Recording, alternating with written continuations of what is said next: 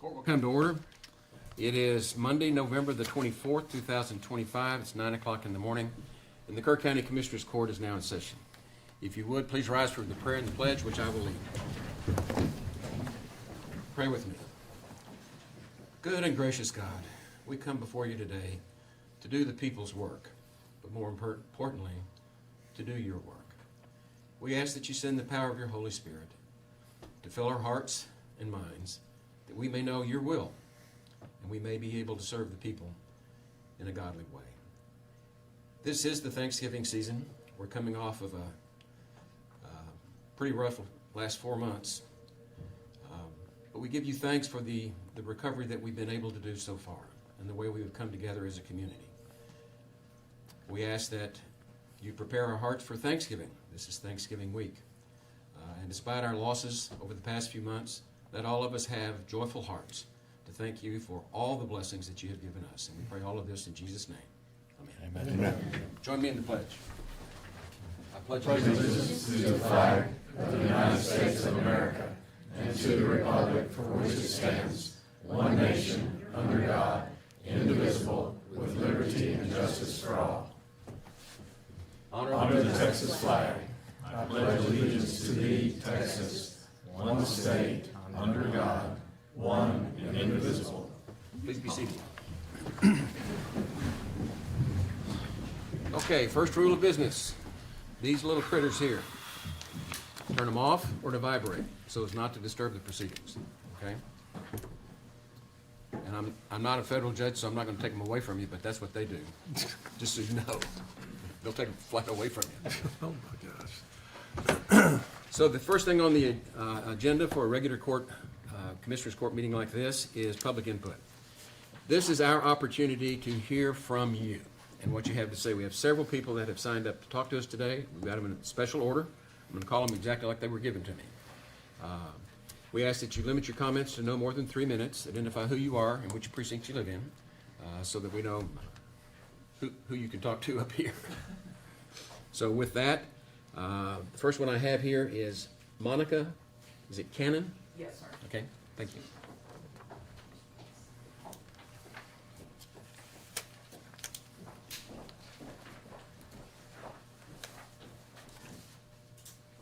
Just going to make sure you can hear That's me. not a regular mic, that's just Yeah. for Facebook, or YouTube. It's for the YouTube portion. We It do ask doesn't that you work speak in I into can this. speak loud. I have a great. Oh, That's great. That's Thank you. perfect. Okay. But the microphone is for the people at home on YouTube. Gotcha. Apologize. No. That's right. Good morning, Commissioners Court. I realize that you were unable to respond during public comment, and while I hope this eventually is put on the agenda, I do not expect any response at this time. My name is Monica Cannon. I am the Republican chair for Precinct 101 and also a resident in Precinct 1. When our commissioner resigned his spot on October 6, 2025, our precinct was left without representation. In our Republican primary, we already have 3 individuals from Precinct 1 who have a desire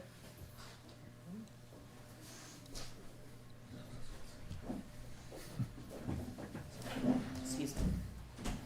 In our Republican primary, we already have 3 individuals from Precinct 1 who have a desire to run for the vacancy. However, none of these individuals will be sworn in for Kerr County Commissioner Precinct 1 until after 2027. In the meantime, there's a little over a year with this vacant term in Precinct 1. Precinct 1 does deserve our vacancy to be filled in a timely manner. There are excellent candidates who can serve, and I do implore you, Judge Kelly, to initiate the process of selecting a replacement to fill the vacancy for Precinct 1's spot for Precinct Commissioner Precinct 1. Thank you so much for your time. I appreciate your time. And then the next one in order is Bruce McConkey.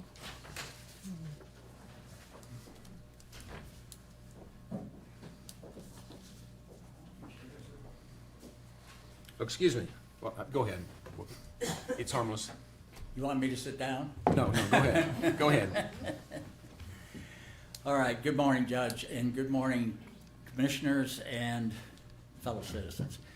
Look, I've had a 40-year career working first for a Fortune 500 company, and both internationally and domestically, and then finished my career, or the last half of it, as an entrepreneur building manufacturing plants on three continents. So I'm here to say that it seems to me that with my experience, let's say in executive meetings, in recruitment and management, I have some ability to recognize talent. And right now, I'm volunteering and serving on the Kerr County GOP credentializing committee, if you will. And I know there are extensive number of people who have extensive is wrong. There are multiple people who have expressed an interest in serving on this court.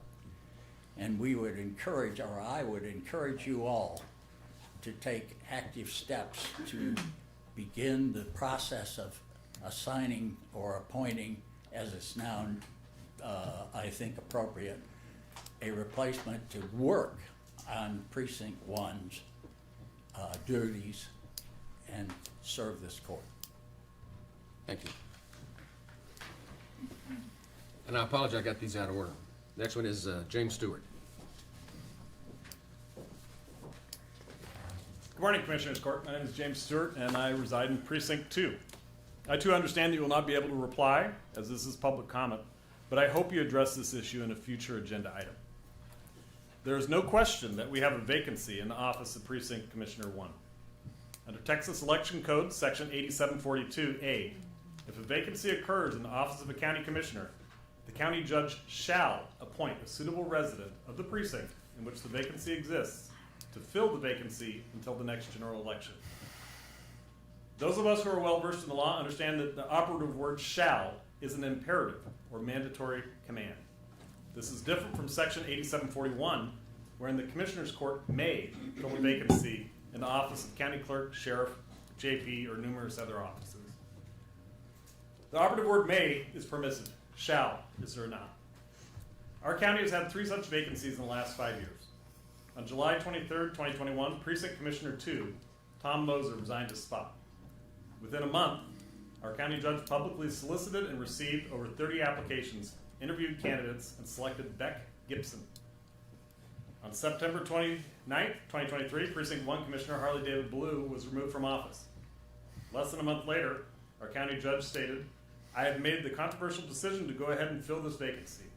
It is imperative that there be representation in Precinct 1. In the same meeting, and without soliciting applications, our county judge appointed Ann Overby. Our third vacancy is again in Precinct 1 Commissioner. In almost 2 months, it is yet to be filled. There is no doubt that the county judge has the legal authority to fill the commissioner vacancies in a manner that he sees fit. However, it is an absolute requirement to fill the vacancy. All commissioners and judges swear to preserve, protect, and defend the Constitution and laws of the United States and of this state. There is over a year left in the vacant Precinct 1 Commissioner term. It is incumbent on you, sir, to do your duty and fill this vacancy. Thank you. And George Baruti.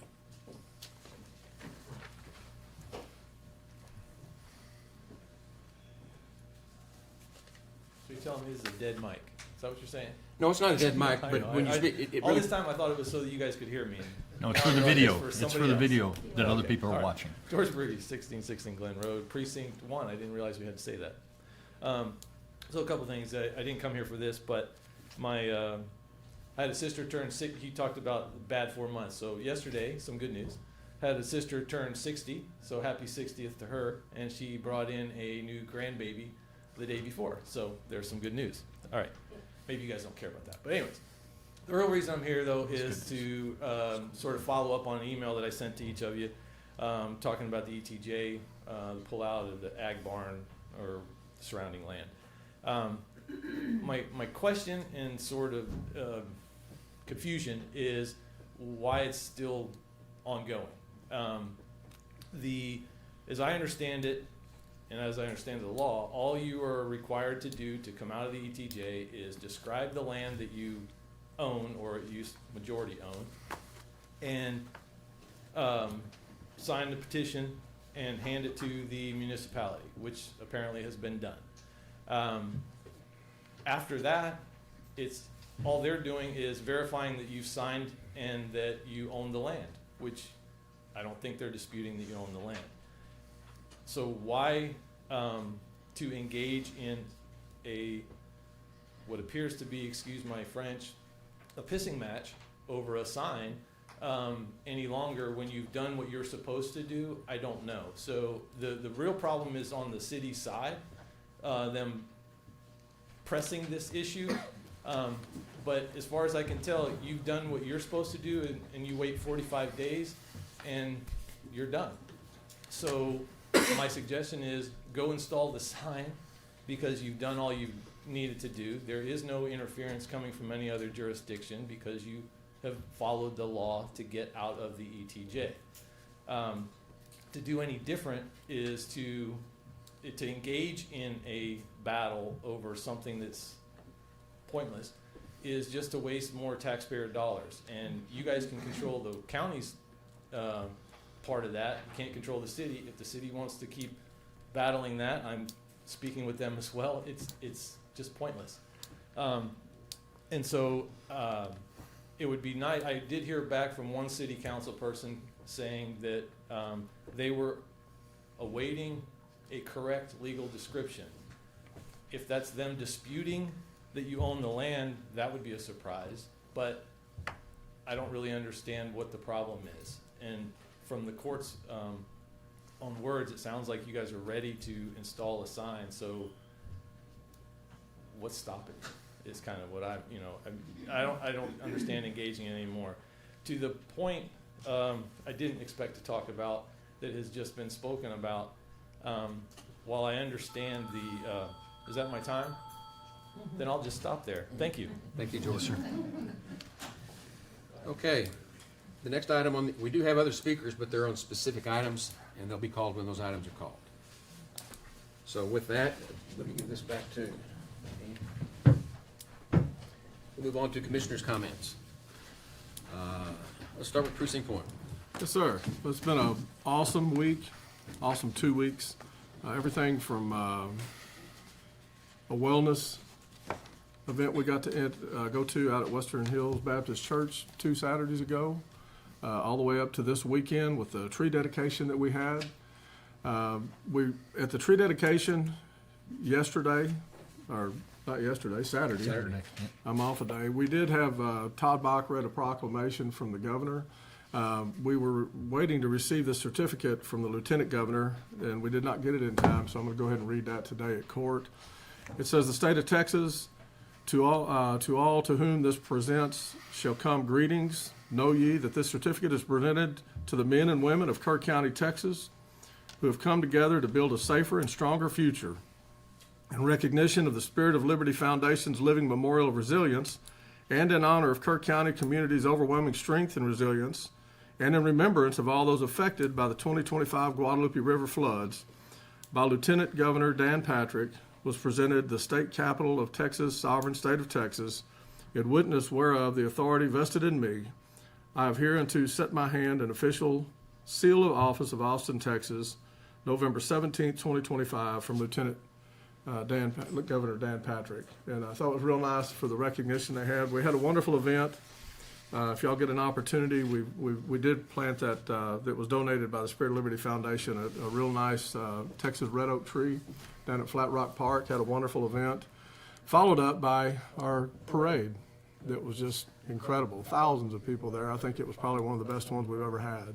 And so I appreciate all the work and effort everybody put into it, and appreciate the Spirit of Liberty Foundation. They also had Texas Santas, and they had a place out at the Croc Center where everybody could come out there, and they gave out toys to children, and it was just incredible. They did a wonderful job, and we thank them very much. Okay. Well, I'll echo some of those comments, but I want to go back to the event that was held at 550 Earl Garrett, as we renamed that building the Allie Burton Annex. And I just want to commend Commissioner Holt, Jenna Sanchez, and all the other members of the VA. They did a phenomenal job of organizing that event. It was wonderful, and all the material Yes, you did. recognizing Ollie Burton. It was just a great event, so again, thank you for that.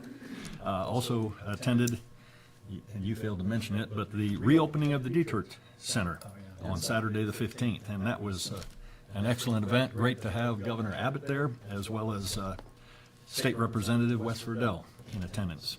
And of course, the main thing is great to see the Dietrich Center back open. I was with Commissioner Jones Saturday and Judge Philly at Flat Rock Park to attend the memorial service. And Commissioner Harris. Oh, I forgot. Yeah, Don was there. Well, you miss him, you know. Good job. Good job, sir. Anyway, it was a great ceremony. I was the short guy.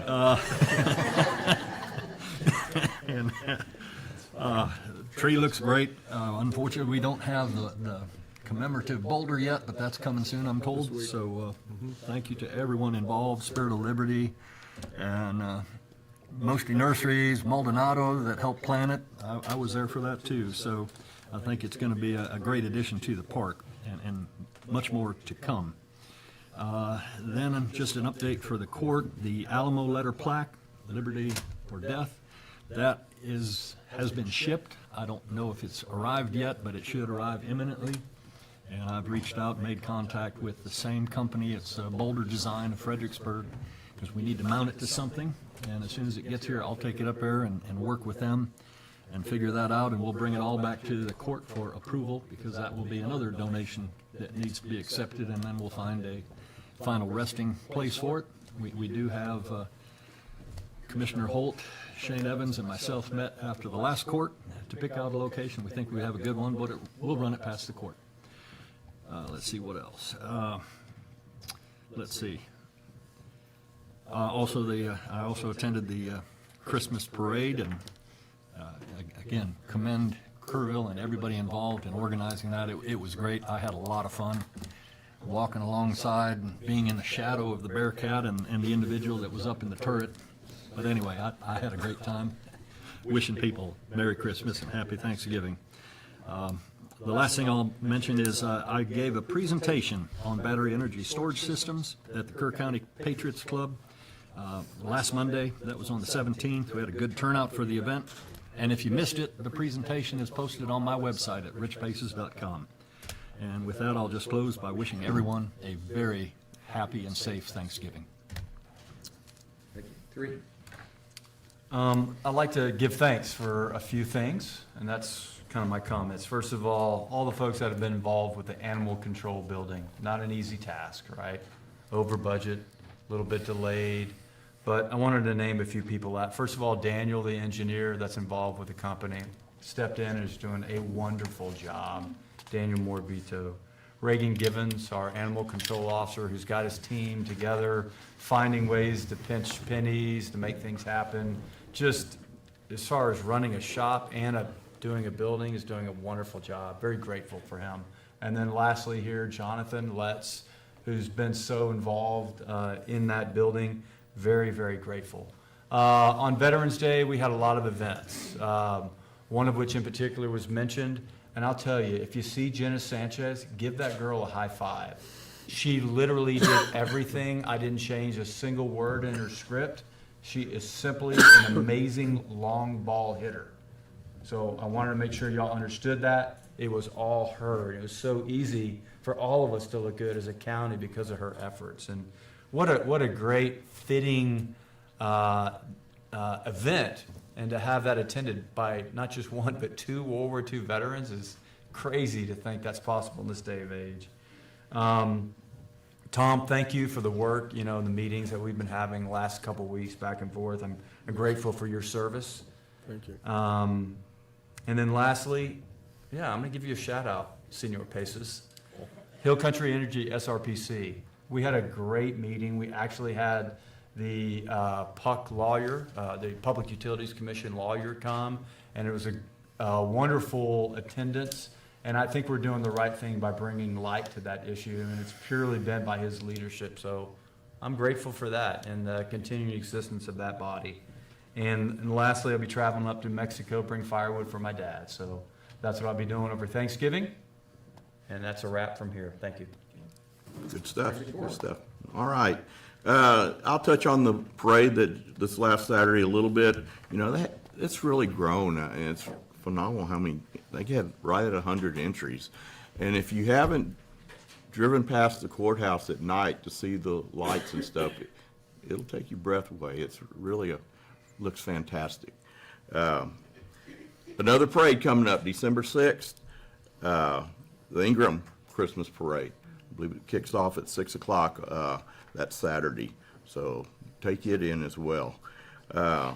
Rainfall, we're going to talk about rainfall on our burn bans and stuff a little bit later, but man, it's hit and miss. You know, I had people get as much as 5 or 6 inches in precinct 4, and then others get 2/10. Yes. And it's really feast or famine out there, and you know, and so we're going to discuss that more a little bit later. Here at the courthouse, we had less than a 1/4 inch, so it was hit and miss. And I just want to wish everybody a happy Thanksgiving and safe travels, so, for you and yours. That's it. Very good. Let me respond to a couple of things.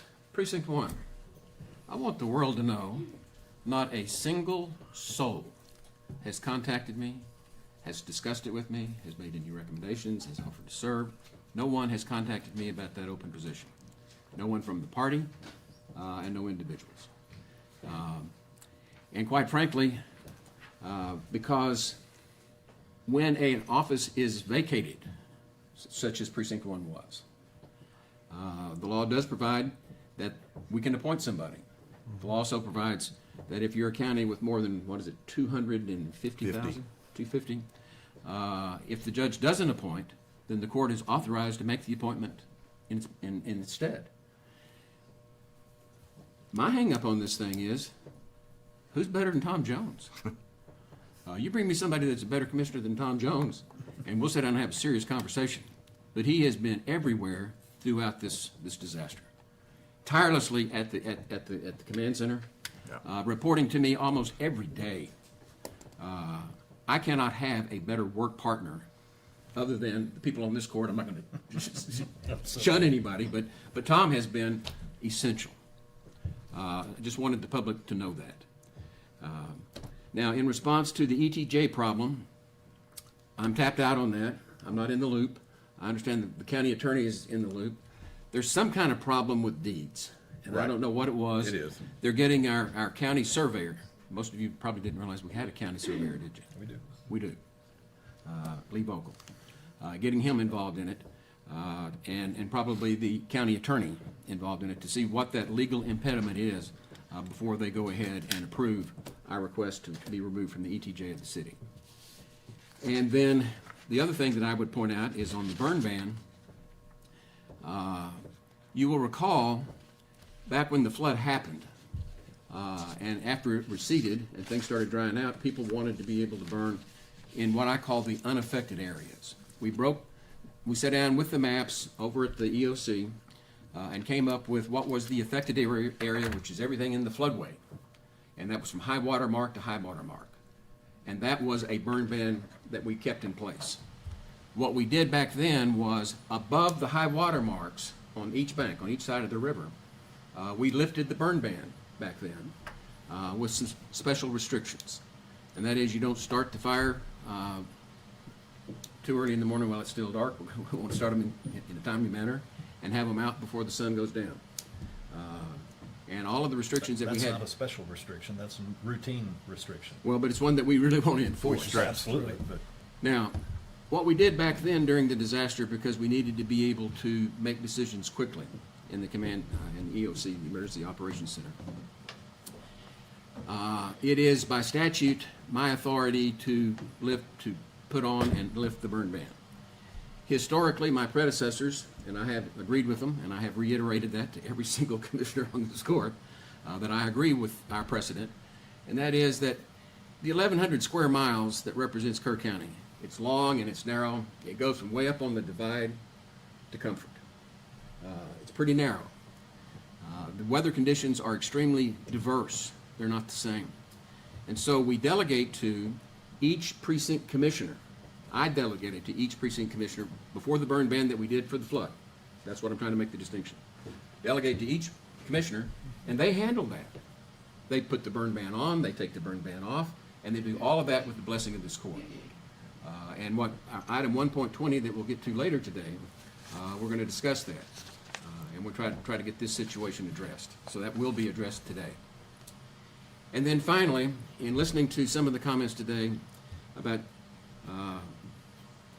the events and looking good and fitting, I want you to know, when we dedicated 550 Earl Garrett to Allie Burton, and we had the Marines there in uniform, and Commissioner Holt in uniform, and it fit perfectly. I'm telling you, good-looking fit. It was snug. It was Well- the glare, you know, all that metal on that uniform. My uniform is astern in the closet.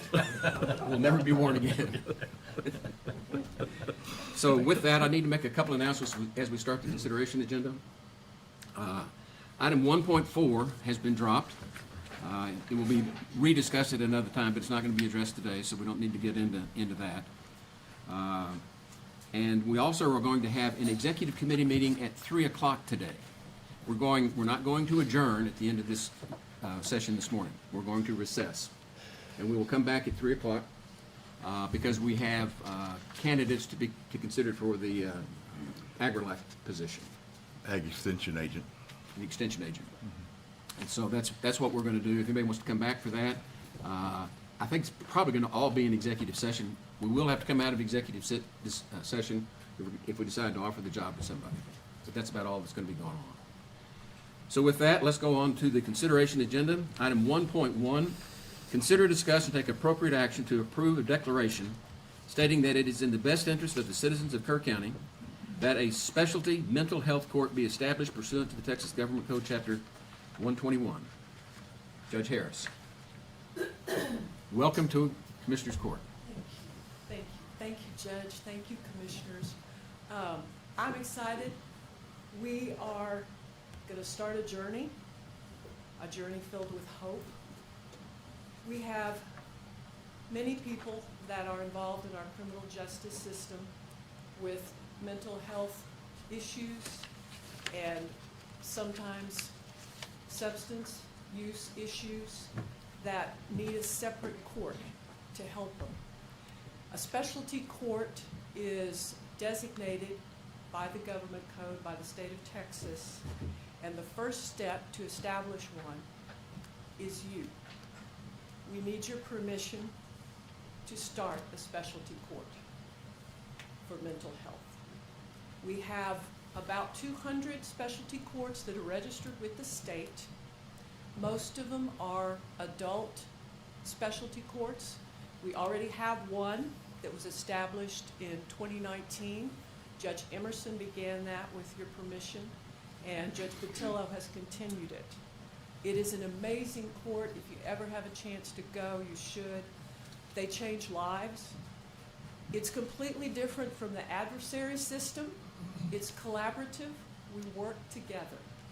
The prosecutor, the defense attorney, probation is huge.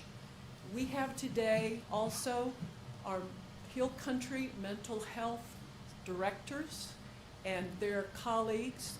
We have Bill Matthews here, community resource. We've got Susan Michelson, who will be part of the court team. We've got our chief of probation, Andrea Bodie, here. We work together to try to help people with mental health where they are. And we, as a group, our team is able to see how we can help them. They're required to attend court at least twice a month, and it's a separate docket. We're going to start small. Probation already has a special officer that's working with a mental health caseload. Anybody can refer to us. It'll go through Susan, someone that you would like for us to consider for the mental health court. We're preparing, if we get your blessing today, a declaration Then we'll prepare the required documents to send to the Office of Court Administration to get approval. We're hoping to start January 1st, 2026. They go through 3 phases, and then they graduate. And hopefully we can improve their lives. We can't cure mental health, but we sure can help people. And I think this is a really good chance to see the best side of humanity, and it gives us hope. I'm going to turn it over, if you'd like to say a couple of words, and then we've got Anthony Wynn from Country Mental Health. Good morning, Andrea Bodie, Adult Probation Director for Kerr, and Gillespie. I just wanted to mention, about 4 years ago, we saw the need, the population that we serve, more and more people plagued with mental health related issues. And so as a department, we created a specialized caseload that I have an officer that travels between the 3 counties. And we've seen great success with that. And so I established a need with the data that we had in showing what basically our performance was against other state probation departments. And we've actually recently received a grant. So starting in September, which is the beginning of our fiscal year, we've been awarded a $78,000 a year grant to help with this need and to help collaborate with the courts so that we can make this a reality. So we're looking forward to it.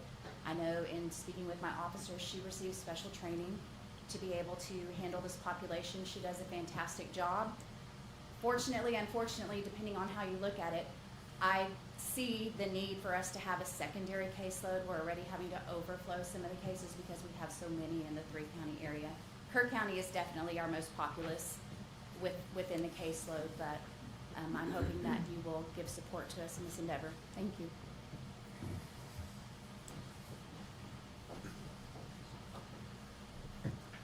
Good morning. My name is Anthony Wynn. I serve as the Senior Director of Mental Health for Hill Country MHDD Centers, the local mental health authority for Kerr County. I just want to say I've had the privilege of participating in and supporting mental health specialty courts in several different areas, and I've firsthand seen how it can change lives and positively impact the entire community. So I want to thank Judge Harris and her team, Ms. Bodie and her team, for pursuing this in their efforts. And I want the court to know that Hill Country MHDD Center stands ready to support this program and help do everything we can to ensure its success. Thank you. I'll make a motion to approve. I'll second. We got a motion and a second to approve. This is a declaration, really a letter of intent sort of thing. So I'd like to say thank you, Judge Harris and Andrea, and for what y'all are doing here. When Judge Emerson created the specialty court, that's the drug court, and it's been very successful. I deal with adult probation on a daily basis, and I will tell you that a lot of the clients that go through there come through the classes that I teach. I was honored to be the first guest speaker at y'all's first graduation, when you finally had somebody completed and graduated with it, and I consider it a tremendous success with what they've done with that specialty court, and I look very forward to what we can do on this court. Go ahead, sir. Well, just have a question. As I look across the audience, some people are no doubt wondering, well, what's the cost to the taxpayer for this specialty court? So can you address that, please, Judge Harris? Cost to the taxpayer, we're not asking for any money. Probably, if we are successful, which I think we will be, you'll have tax savings. Our jail certainly has a handful that we might be able to keep out of jail, as well as hospitals, emergency rooms, where you have people that we might be able to change their lives where they don't need jail anymore, and they don't need hospitals anymore. Yep. Thank you. You bet. Perfect answer. Yes. And if I could just comment on that while Judge Harris is up there. One of those people in particular I spoke with our sheriff about recently, just the kid's not a right fit to be in the jail. 18-year-old kid. I won't go into names or details because privacy is important. But when I think about how the judge was able, had to take what the grand jury gave him in that case, there's only so many liberties or rules that the typical system can adjudicate. But what I believe in what you're trying to do, it has much more mechanisms to adjudicate and get people to the right place. And sometimes they don't necessarily belong in our county jail, that there are other places they may be, and outside of the system, and our fellow volunteer fireman who's the director of admissions over at the state hospital, there really is a gap you're trying to fill, and I'm glad you're doing it, because in this one case in particular that I dove deep on recently, I felt for that kid. He said the wrong thing at the wrong time, and he was being held accountable, but I don't know that the jail is the right mechanism for that. So you're trying to find different mechanisms, and I applaud you for that in the rule of law. I don't have much to say. Thumbs up. Good job. Thank you. I do have something to say. As the past chair of the MHDD board and active member of the MHDD board, and the mental health judge for 19 counties, believe it or not, a lot of people don't know this. And I just returned from the Judicial Academy's probate conference, where they touted these specialty courts. This is one of the best things that Texas is doing right now, and we have the chance to do it again, and we would be fools not to do this. Amen. And I don't mean to be offensive, but I'm just saying, this is a no-brainer, win-win. Thank you. Any other discussion? Okay, those in favor, raise your hand. Unanimous. Thank you, Judge Harris. Thank you. And I do want to point out, there are out of those about 200 specialty courts in the state, many of them are mandated and have populations of over 200,000. We're Kirk County, and with your blessing, there are only 30 specialty courts for mental health. There are only 90 for your drug courts. I don't know that there are any counties of our size that have two. So we're very grateful, and we're filled with a lot of hope, and thank you so much for your support. We really appreciate it. And we're very grateful to you. Thank you. Okay. Next item is 1.2, consider, discuss, and take appropriate action regarding the Sexual Assault Response Team biennial report as mandated by the Texas legislature. And I've had dealings with these people too. Sir, may we be excused? Oh. Yes, you may. Skate Yes, you while may. you can.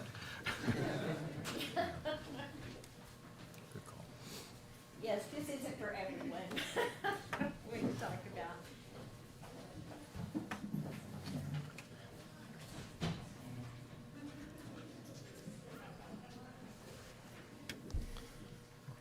Goes half the crowd. In 2021, the 87th legislature in Texas passed State Bill 476, mandating that every county in Texas have what's called a sexual assault response team. In 2022, Hill Country Crisis Council, which is who I'm with, I'm Suzanne Tomerlin, by the way. Yes. With the assistance of other staff members, partners, Judge Kelly, Heather Stebbins, folks from law enforcement, got this passed and developed the sexual assault response team. Biennial, every odd number year, we're supposed to file a report with the county commissioner's office, and this report will also go to the Office of the Governor Sexual Assault Survivor Task Force. I'm just gonna read the highlights of this report, and then I will give it to you for review, and then we will be emailing it on to the Office of the Governor. From October of 23 to September of 25, Hill Country Crisis Council led the coordination of the Kerr County Sexual Assault Response Team. We worked steadily to bring partners together around a shared commitment to survivor care.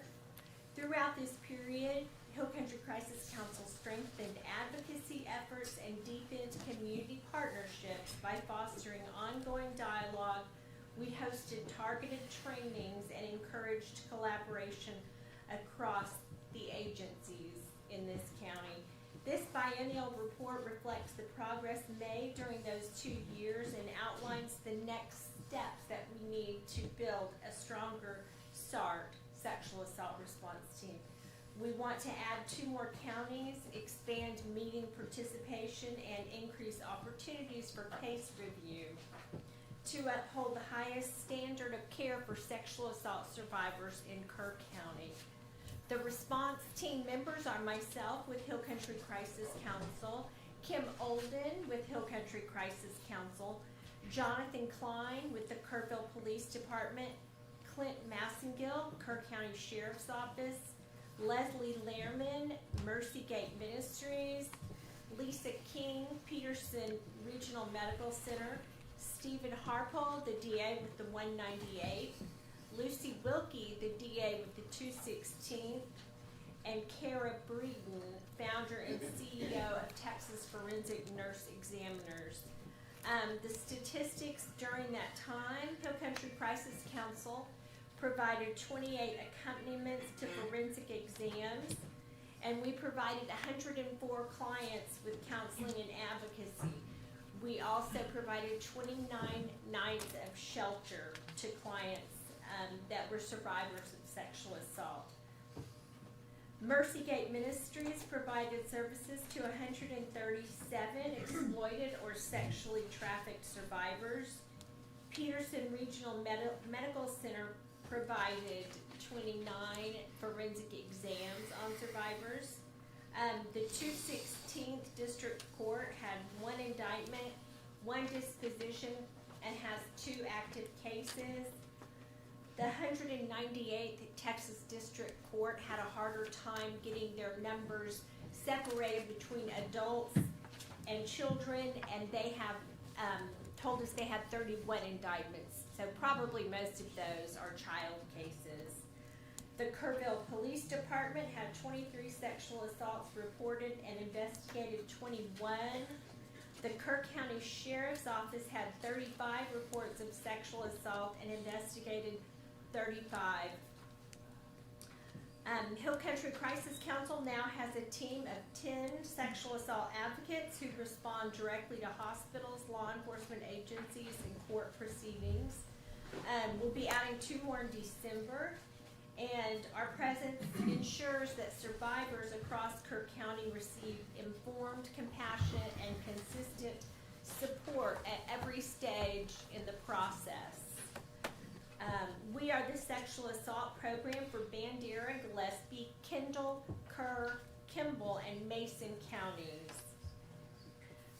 Our goal for 2026 will begin with an exciting transition. Hopefully, we will expand our collaborative efforts to include Bandera and Gillespie counties within this sexual assault response team. If we are a county with less than 250,000 citizens, we can combine counties to form 1 SART.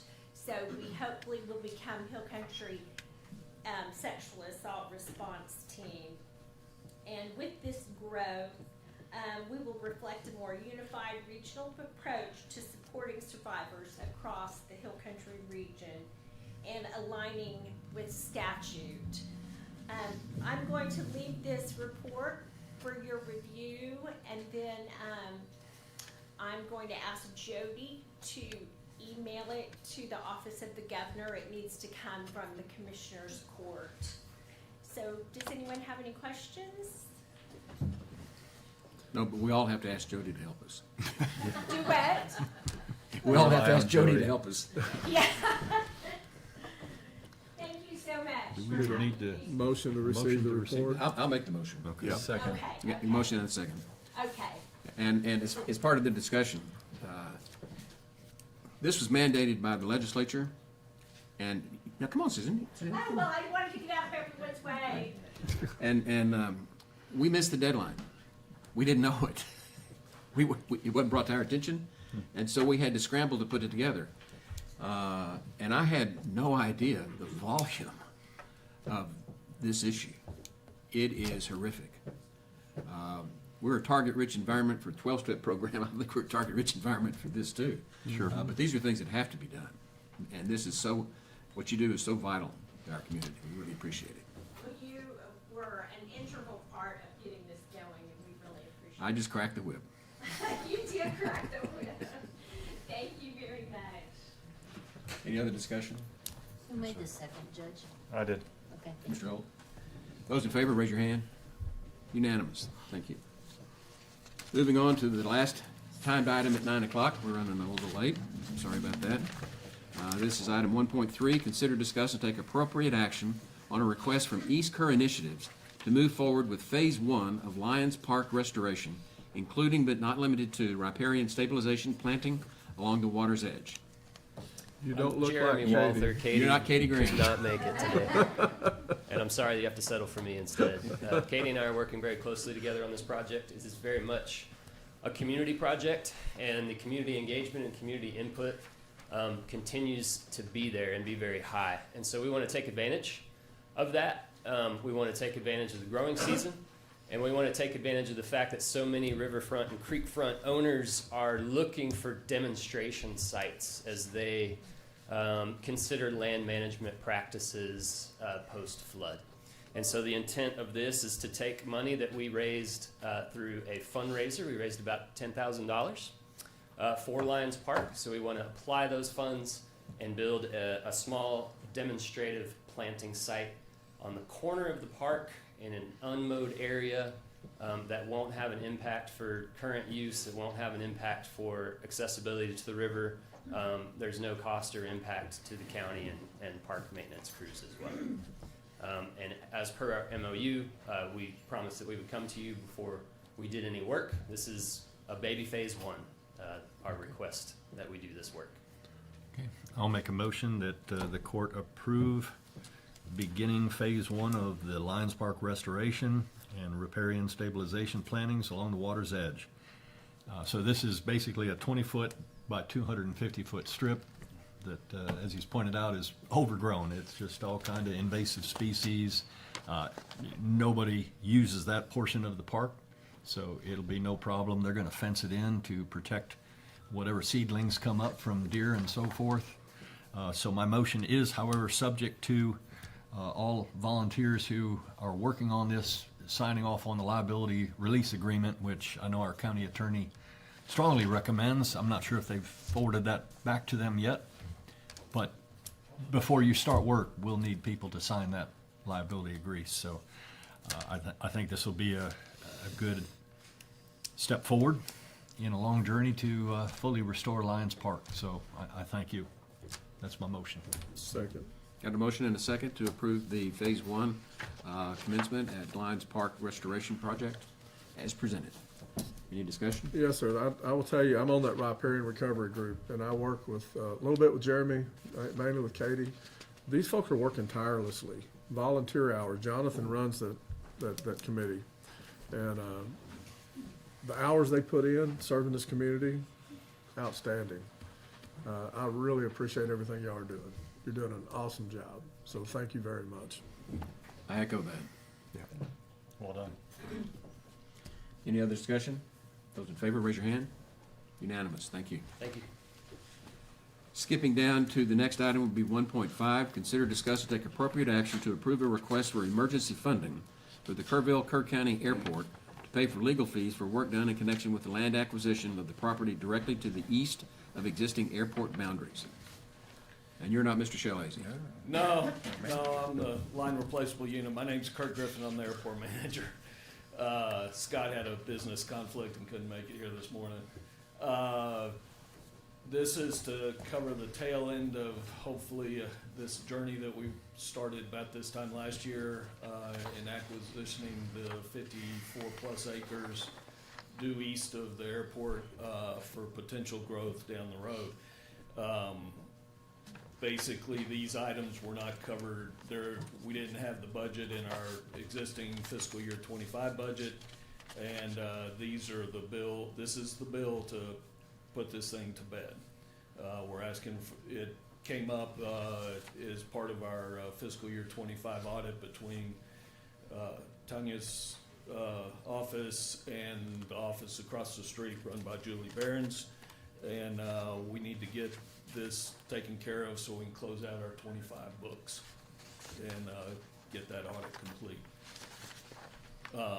It's a budget amendment for the 127 and change. So that's what we're bringing forward. How much? 127 plus, and that's to be split between the city and the county? To be split 50-50 between the city and the county, yes, sir.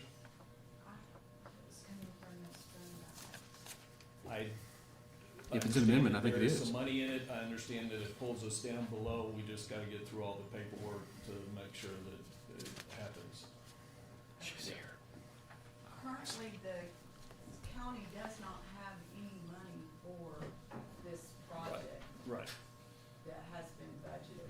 When I close out the books, there may be some, But, but yeah. not how much is being requested. That was my next question. Thank you. Yeah.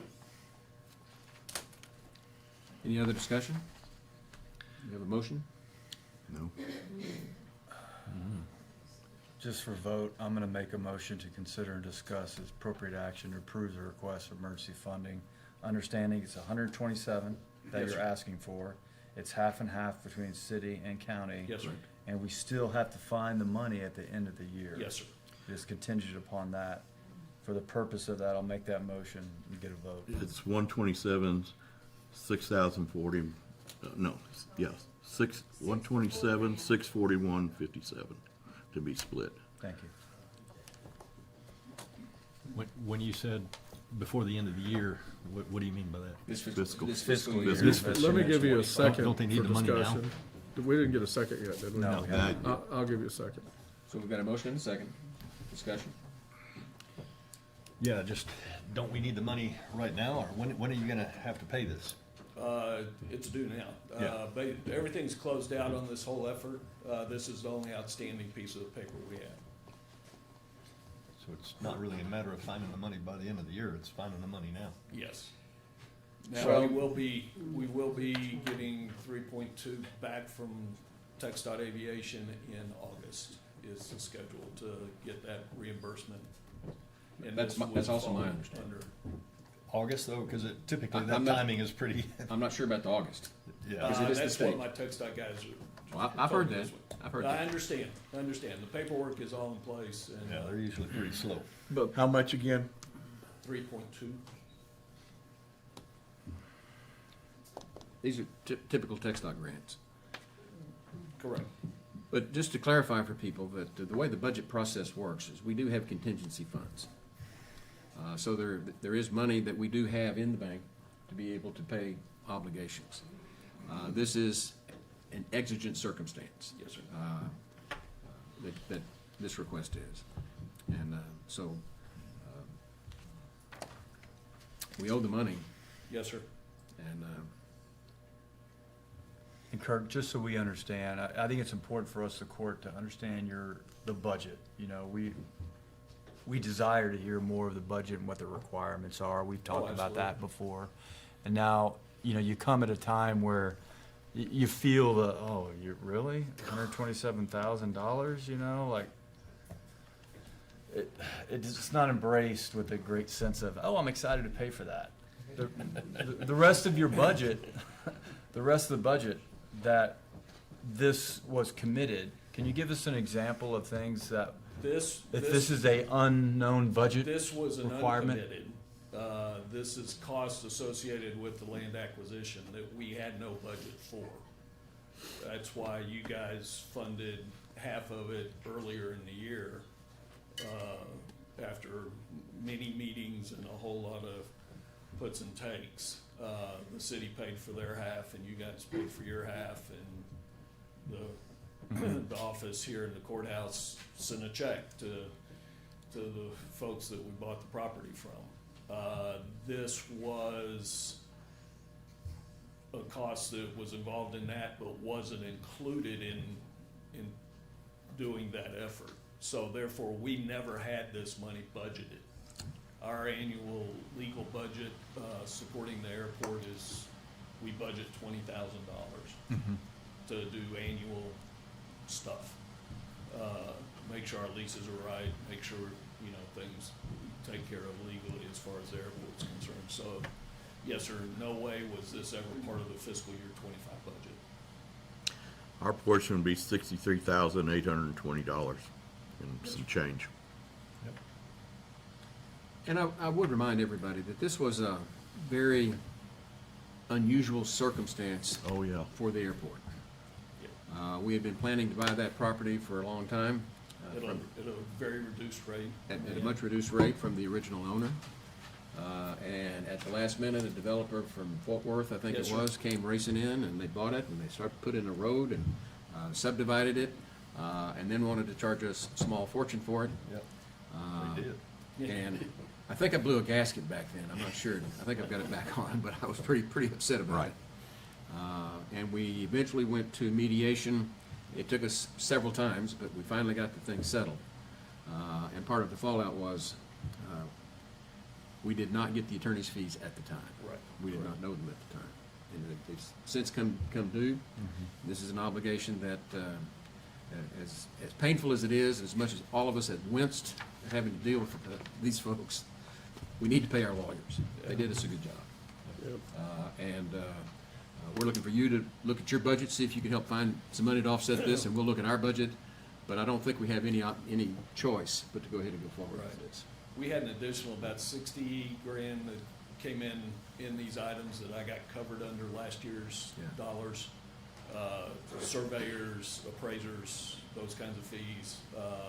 Fortunately, during the tail end of the year, I moved a lot of dollars, gas funding, and to cover those bills internally, and this one was hanging out there, just couldn't get it done. And on the tail end of this thing, you know, it's kind of like babies. It's painful coming into it, but you have big rewards on the back end. When we get this runway extended, what it's going to do for our airport and for our community is unbelievable. So this is an investment. We've always looked at it as an investment. It just cost us a little bit more than what we originally thought we'd have to pay for it. Yes, sir. And keeping on with that analogy, as a baby grows up to be a young adult, we hope it becomes self-sufficient. And we Absolutely. hope that for y'all as well. Well, we're self-sufficient. As things grow. We hope to get things done in the next couple of years here where the land acquisition was not as self-sufficient, but all the rest of everything else out at the airport, currently we do pay for our own way. So, and we'll continue to do that in the years to come. I think that's a good point. It's mostly the capital improvements. It's the and capital you've got piece, yes, sir. a 5-year plan and beyond where I don't Yes, sir. think you're gonna be able to fund it all without some help. Correct. That's a concern. Well, for those of you that don't know, there was a time when the airport was not self-sufficient. And we are very appreciative to the leadership out there to bring us to self-sufficiency. Yes, sir. And we'll get over this little bump in the road. Yes. Thank you. I think So- we've discussed and Yeah? ready to vote. Those in favor, raise your hand. Unanimous. Thank you. Sir. Appreciate your time. Thank you. Okay, go ahead, Kurt, that's fine.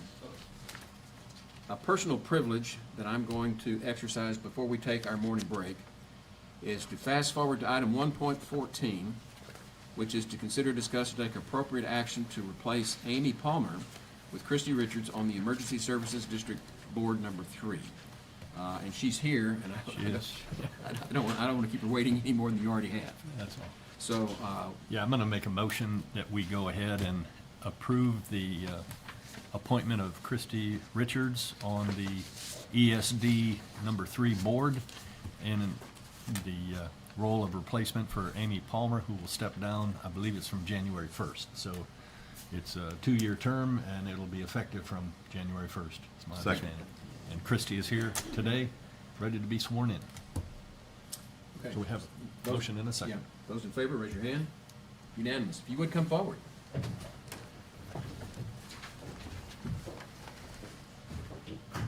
We have a couple of, right there. We have 2 oaths. First, let me put you in your oath of office. Now, please raise your right hand. Repeat after me. I state your name. I, Mr. Richards, Do solemnly swear do solemnly swear that I will faithfully that I will faithfully execute the duties execute the duties of the office of the office of Board of Commissioners of the Board of Commissioners of the of the Emergency Service District Number 3, Emergency Services District Kerr County, 3, of the state of Texas, of the state of Texas, and will to the best of my ability and will, to the best of my ability, preserve, preserve, protect, and defend defend the Constitution the Constitution and laws and laws of the United States of the United States and of this state. and of this state. So help me God. So help me God. Congratulations. Thank you. I'm gonna- Let's go ahead and take a 5-minute break. I'm gonna bring you over here. We'll get you signed up on books. And we'll come back and you've got 5 minutes.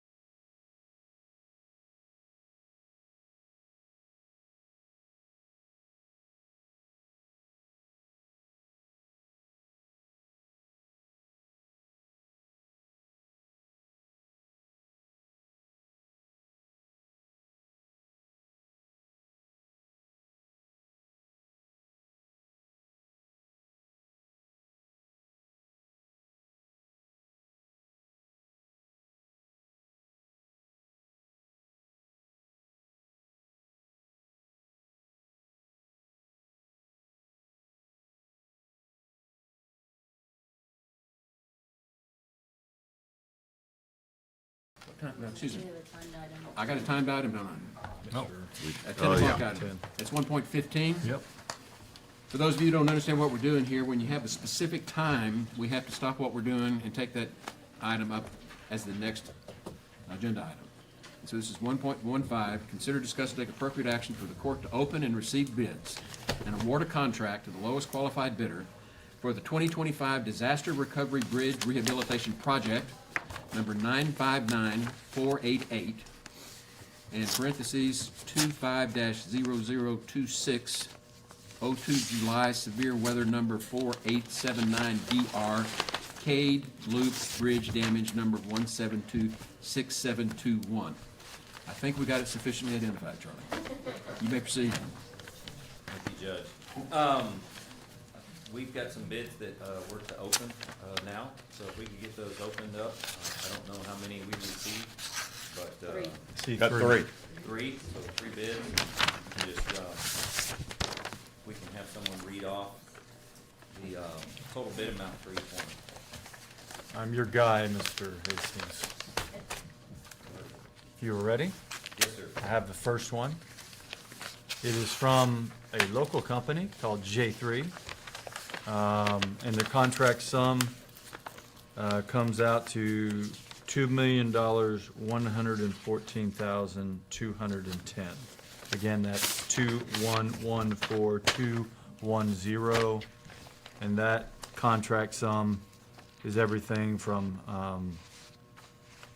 mobilization, traffic control, reposition bridge decks, remove abutment and caps, remove or replace concrete caps, the bearing pads, strip seal, bridge deck joints, do a subgrade base, do a concrete pad, the hot mix asphalt, the metal beam guard fence, the bridge concrete rail, street signs, and signs galore all over it, concrete rip wrap, the native fill and selective fill, and replace the concrete MOW strip, which I'm sure means something to you two, not Mo, and then thick concrete riprap, which the biggest amount on here of the $2 million is $850 for it's the bridge decks, due to their pre-flood alignment that were mismanaged or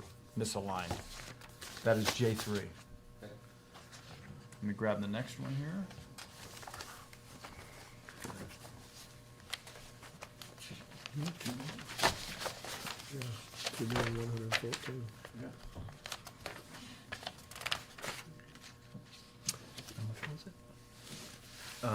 The next contract sum is from Gibson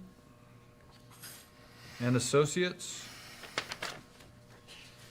Let me make sure I got this right. Title pages look a little different from each of these from time to time, folks. Yeah, Gibson and Associates out of Balch Springs, Texas. Their contract sum is at $1,065,000, $192.88. That's 1065192.88. And I'm gonna go through again just to make sure all the description of items are the same that we're getting. Bear with me.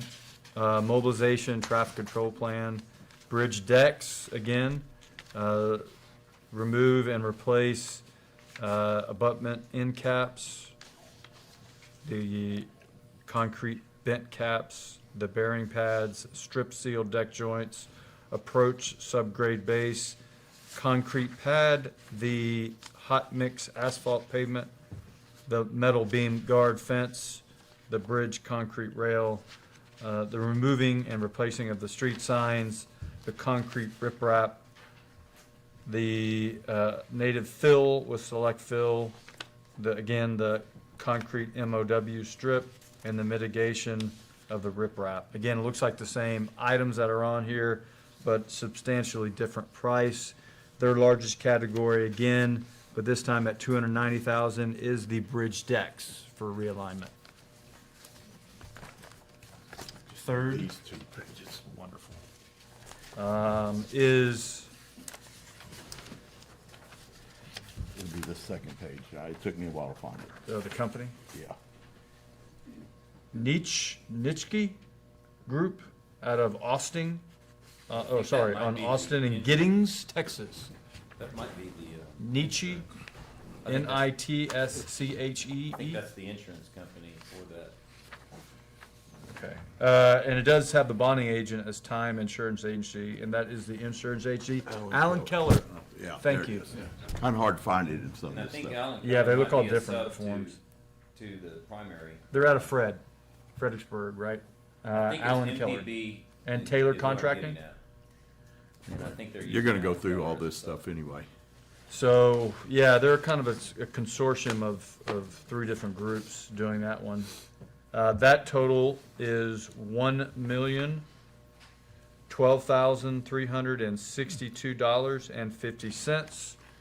$1,012,362.50. Again, mobilization, traffic control, reposition bridge decks, abutment caps being replaced, concrete vent caps, bearing pads, strip seal, bridge deck joints, approach subgrade base, concrete pad, hot mix asphalt, guard fence, bridge concrete rail, the street signs, the concrete riprap, the native fill, and the replacing of the MOW strip, and then mitigation of the concrete riprap. From that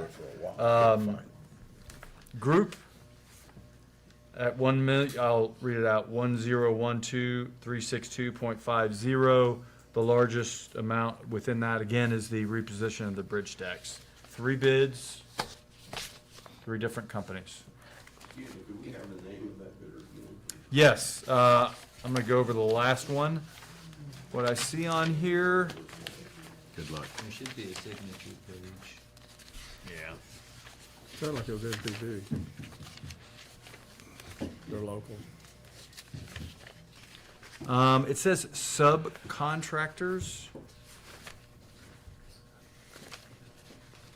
Alan Keller, Taylor Contracting, and ESSI. Those are the Should be, subs. those are the subs. There is a general.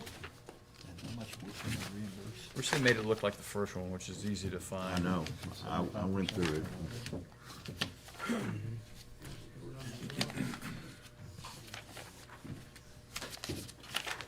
I feel the eyes of Mr. Letts upon me going, you know, I found these a lot easier. Well, he did have a little bit of experience. He had a lot of experience. Interesting.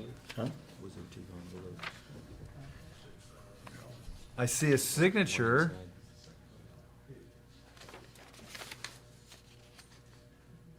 President Butler? MPB, That's MPB. yeah, MPB. Thank you. Out of Center Point? yeah. MPB. Michael Butler. MPB. Butler, thank you. MPB, yeah. We had to really dig for that one, folks. But it's in there. Get Good. those all to. Court, I'd like for you to receive all of the bids Okay. and then refer them to my office to bring it back to you in December to figure who to award to.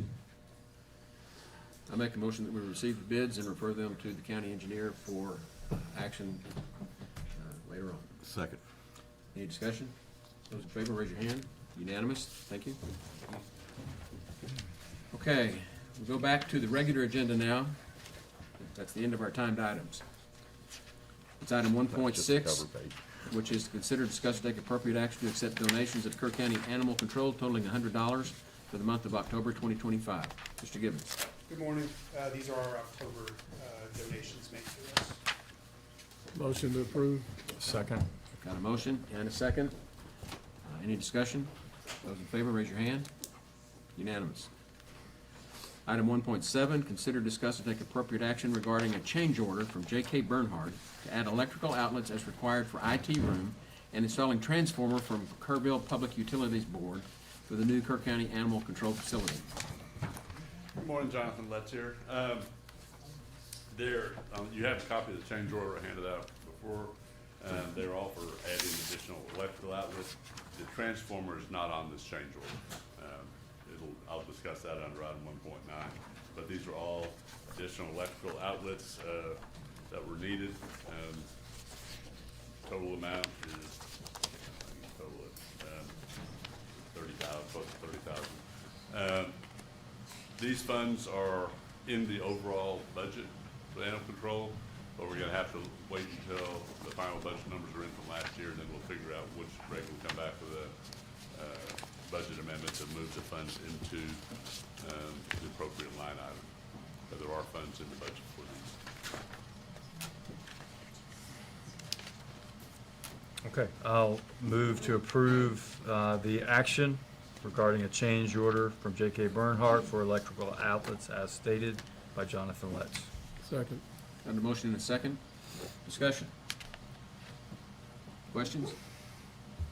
Yeah, what's the total project gonna cost now? 6.5 plus 36.5. I'm tracking about Like 26,000. six. Yeah. What'd you say? 26, it's about 26,000 on this. I didn't hear what your question was, Commissioner. My question is, what's the total project gonna cost now with this, and do we have another adder here later? Yes, but these are all, I mean, these are within the budget currently. There's a contingency line item, there's a capital item, and there's an office supplies item that have already been budgeted. And there's enough in the overall budget, we think, at this point. So this is not increasing the total budget for the project, for what you had previously approved. All right, no, that's a good answer. Any other discussion? Those in favor, raise your hand. Unanimous. Don't leave. 1.8, consider, discuss, and take appropriate action to ratify and confirm the Kerrville Public Utilities pre-construction easement for an electric utility easement at the new Kerr County Animal Control Facility. This is for the K-Pub easement to get from the transformer to the, or from the transformer K-Pub has to the transformer for the building on site. Reagan, again, this is money that will come out of the overall budget for there. It's Reagan approved. Reagan can do this portion of it. It's not part of J.K. Bernhardt's scope of work, but there appear to be funds to cover this. And obviously, we need to get power to the building, so this is just to ratify the easement. I believe the judge signed it last week so they could get moving on this project. I move for approval. Second. And a motion to second to approve, to ratify and confirm the pre-construction easement and the electric utility easement as presented. Any discussion? The transformer I'm picturing is the one on the fence line. It's coming off of that one, and then it's going underground to a pad just on the kind of the northwest side of the building. Okay, thank you. Any other discussion? Those in favor, raise your hand. Unanimous. Item 1.9, consider, discuss, and take appropriate action to review and approve updated budget for the new Kerr County Animal Control Facility. This one really we're gonna hold off on until probably first or second meeting in December, working with the auditor's office to look exactly where some of these line items, adjustments need to be made. I will say that on the transformer, the original estimate came in at $46,000. Through talking with K-Pub, and we were able to get that lowered to about 30,000, just under 30,000 for the new transformer. So that was a good thing. That's something we needed to have. But anyway, the rest of this item will be really deferred until. So we'll pass on 1.9. Yeah. Okay. Until December, so we can kind of look at, it'll be basically budget amendments. Fair enough. And at that point, we'll have hopefully close to a final look at the budget out there. Thanks, sir. Thank you. Next item on the agenda is 1.10, consider, discuss, and take appropriate action to ratify and confirm the business service agreement with HCTC for the internet connection on the new Kerr County Animal Control Facility. Mr. Dennis. Morning, Clerk. Yeah, this is just the formal agreement to get phones and internet into the new animal control building. All right, I'll make a motion to approve and confirm our business agreement with HCTC for internet connection into our new animal control building. Second. Got a motion and a second. Any discussion? Upgrading in costs compared to the other building for for services? Minimal. Minimal? Yeah, it's like service, actually with better, higher Performance? connectivity. Okay. Thank you. Any other discussion? Those in favor, raise your hand. Unanimous. Item 1.11, consider and discuss update on matters related to the Hill Country Energy Subregional Planning Commission. Commissioner Paces. Okay. Well, our Hill Country Energy Subregional Planning Commission, our board met last Tuesday, November 18th. We had Representative West Verdell there, and we formally welcomed Gillespie County Judge Daniel Jones and Commissioner Keith Kramer as the two new members of our board. So we're growing. Now we're a tri-county entity. We discussed cybersecurity concerns and the various new laws and governor's executive orders prohibiting doing businesses with companies or agents associated with China, Russia, Iran, or North Korea.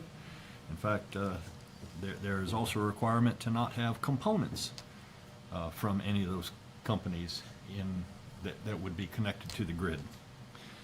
We also had Kevin Palmer, Van Zant County Fire Marshal, who attended the meeting and spoke about what they're doing in their fight against best development. He provided an in-depth discussion on the applicable safety and fire codes. He informed us that their district attorney has issued a temporary restraining order to the best developer prohibiting bringing the batteries into the county, as the batteries are made in China and have all failed the UL 9540A tests.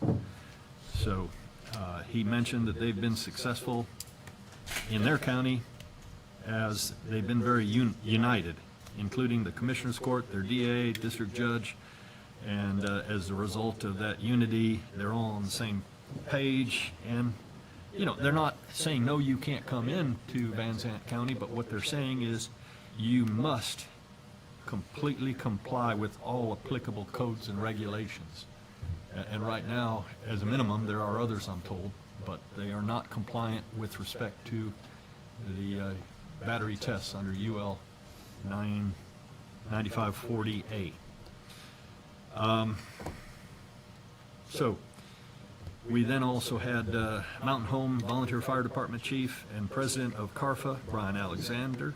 He was present and spoke about the difficulties our rural volunteer fire departments have in terms of combating any lithium-ion battery fires, and he referred to some of the EV fires that his department has had to deal with, and extremely difficult and hazardous, and that's just a very small example of what we would be faced with if one of these battery energy containers has a thermal runaway. And that was all in a prelude to so that PUCT sent their Director of Public Engagement, Mike Hoke, to participate in our meeting, and I wanted to make sure that Mike heard and understood our concerns on cybersecurity, the code, and the difficulty that volunteer fire departments have in fighting these battery fires.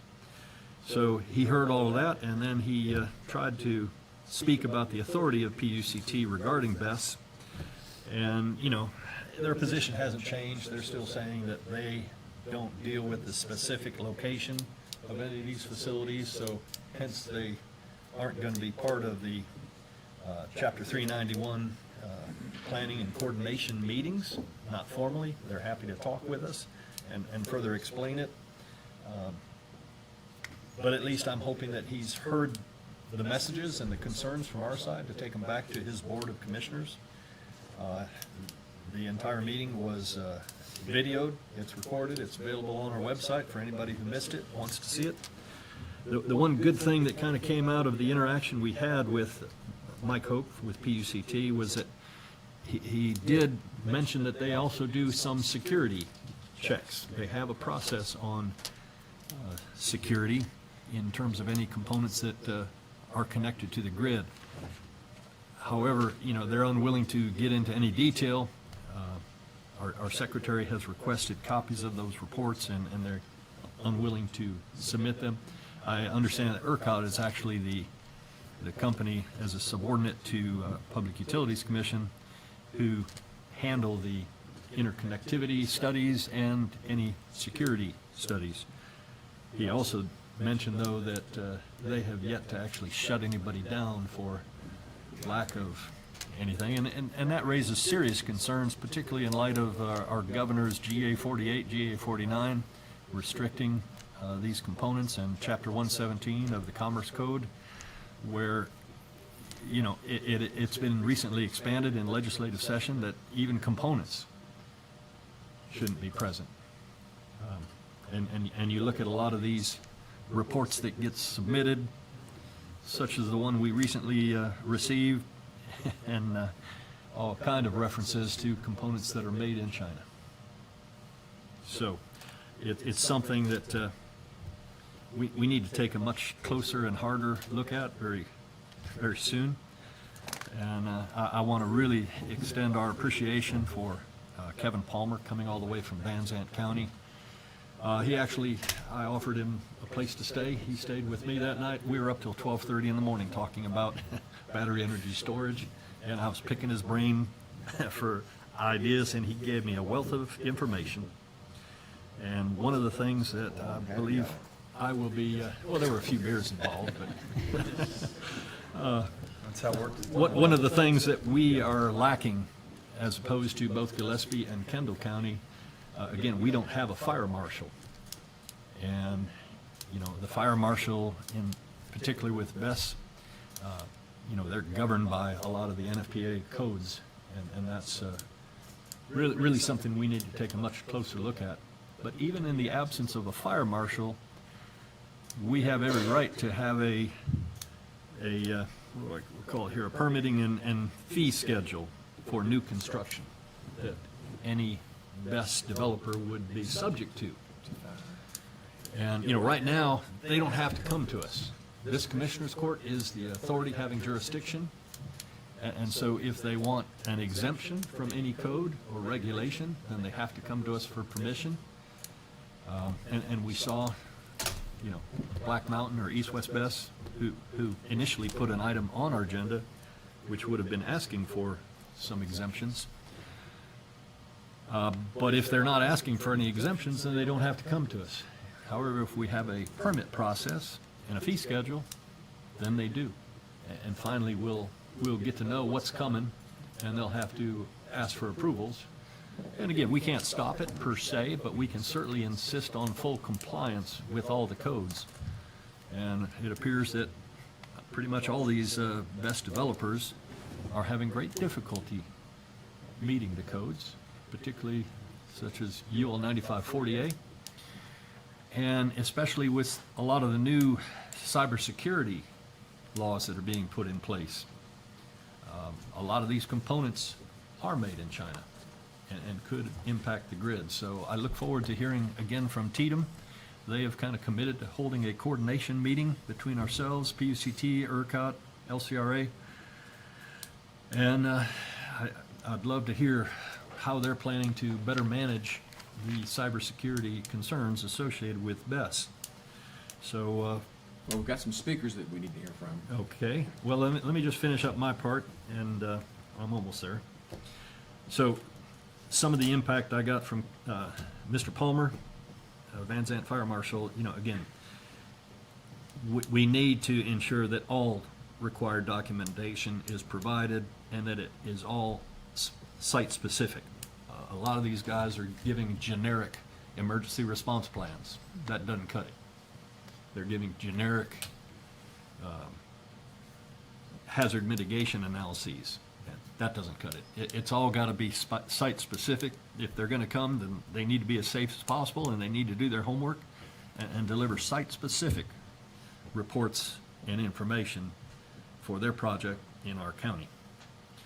And he's also given me a couple recommendations for experts and consultants that can advise us and go through these kind of reports, in particular that they've used with great success. And so that's available to us as well. I guess I'll stop there and we'll hear from the people who want to speak. Just one comment. Yes, sir. You nailed the fire marshal. I am really concerned we don't have one. and it grew more alarming over this meeting with the authority they can enact that we cannot. It is a big deal, and I would like for us to get that on the agenda later to consider. We can't do it because this is just an No, update not today. but now. I'm hoping to have something in our next Yeah, meeting. it's just glaring that the other two counties have it and we Yeah. don't. It's very controversial with the fire marshal and the limits, but Yes. And the idea would be Got a permitting and fee schedule for new construction. Not anything to do with what's ever already here.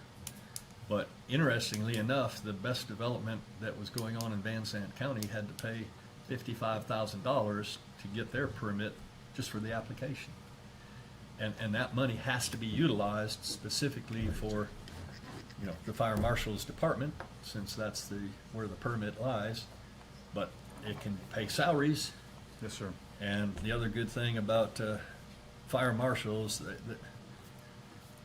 they all come from a very strong fire background and emergency management, and they can wear two caps. They don't have to just be a fire marshal. Now, whether we have a full-time, part-time, these are things we can consider. But we have had some discussion that we may need to beef up our emergency management section. And a fire marshal could be a good addition to that. Yes, sir. Thank you. So I'll leave it at that. Got a couple of speakers here. Audrey Berner. Good morning, Audrey Berner, Kerr County. According to their website, Pine Gate Renewables is a developer and owner-operator of utility-scale solar and energy storage projects in the United States. They were founded in 2016. They have 109 operating sites and more in development. They are active in over 30 states. On one page of their website, they stated they have closed more than $7 billion in project financing and capital investment. On a different page, they stated they have closed more than $11 billion. Pine Gate has a subsidiary in Bandera called Rio Lago Solar. For their project overview page, development started in 2022 and they were to be operational in 2025. They stated $150 million was going to be their estimated investment in Bandera County and a local boost for businesses. However, in an article in the Bandera Bulletin in February of this year had this editor's note. A quote attributed to Megan Whitty, originally referring to $150 million in tax revenue, has been corrected to $20 million. Megan Whitty is listed as the project manager for Rio Lago Solar. Whitty said Pine Gate chose Bandera because of its proximity to a substation, transmission infrastructure, and because of the ability to secure sufficient buildable land to support the project. I reviewed a lease signed in 2022 listing Rio Lago Solar as the tenant. Per the lease, the property consists of 1,154 acres. The lease was to be 246 months or 20 and a half years and could be extended by the tenant for up to 4 additional terms up to 5 years each. Per the lease, tenant's property shall not be deemed to be permanent fixtures and is deemed tenant's personal property. Landlord shall have no right, title, or interest in tenant's property. Landlord has waived any and all rights it may have to place a lien on tenant's property. We are in 2025, the year the facility was supposed to be operational, and on November 6, 2025, Pine Gate and certain subsidiaries initiated Chapter 11 bankruptcy proceedings in Texas. There are 119 different entities listed in this Chapter 11 filing, and Rio Lago Solar in Bandera is one of those. So Bandera was supposedly going to get an estimated $150 million investment. That figure was later adjusted to $20 million. The landowners were supposed to have a lease for 20 and a half years. Now it seems that Bandera and the landowners are stuck with over 1,000 acres of solar panels, which I'm told contain hazardous toxic materials. This is the tenant's personal property, which the landowners cannot sell or move, virtually rendering the land unusable, and they all have to wait on a bankruptcy court to determine the outcome. My knowledge of bankruptcy proceedings seems they can drag on and on. If these subsidies are being phased out and there is no federal money, why would anyone want to purchase this company or any of its assets? We must continue to be proactive in our fight against the battery energy storage system, or this could be our future as well. 1 Timothy 6:10, for the love of money is a root of all sorts of evil, and some by longing for it have wandered away from the faith and pierced themselves with many griefs. May we continue to seek God's wisdom and do his will. May God continue to bless Texas and bless America. I thank you guys for standing with us, Hill Country residents, and for your time and attention. Thank you. Good report. Thank you, Ms. Berner. The next speaker that's here is Linda Bullard. Yeah.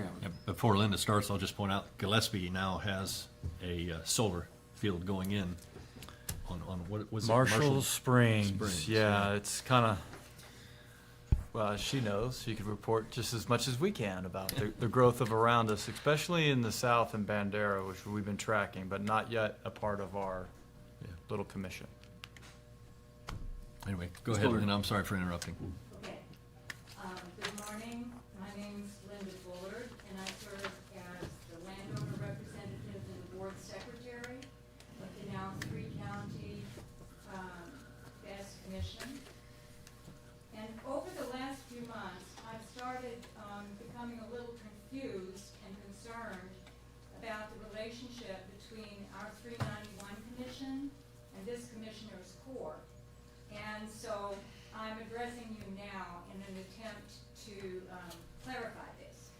There are a number of points, but I'm only going to address one today and take us back to last May 27th, when the court unanimously adopted a motion made by Commissioner Jones and seconded by Judge Kelly, with the Commissioner Pace's absent, authorizing Judge Kelly to execute a professional services agreement with Fire Protection Consulting Group, LLC, in an amount not to exceed $3,500 for professional services related to creating a resolution concerning the safe development of battery energy storage systems. The entire agenda item lasted less than 2 minutes. Our 391 Commission was never briefed about this significant authorization of funds for BES work and hiring a consulting firm to create a BES solution and BES policy. So, not having been briefed, I have a couple of short questions about this, 2 longer observations, and 1 proposal.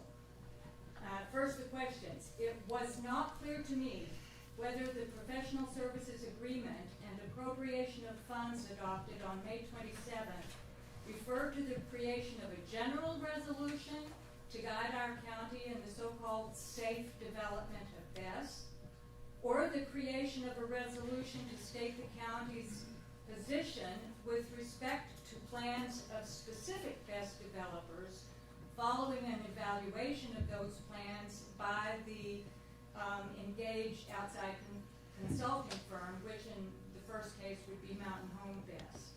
So I would like a clarification on that when I'm finished or at some point. And also to know whether the professional service agreement was in fact executed. Now the comments, of which I have 2.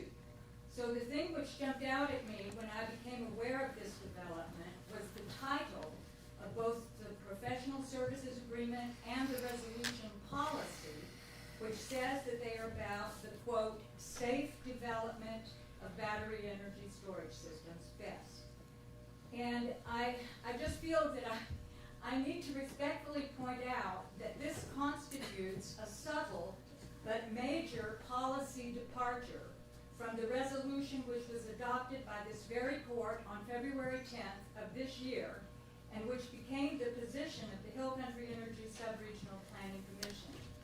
That resolution stated simply, for these reasons be it known that the Commissioner's Court of Kerr County is, quote, opposed to the installation of BES facilities within the jurisdiction of Kerr County. There is a massive difference between being opposed to the installation of BES and being in favor of its safe development. Do you not see that distinction? And maybe you think I'm making a mountain out of a molehill, but words matter.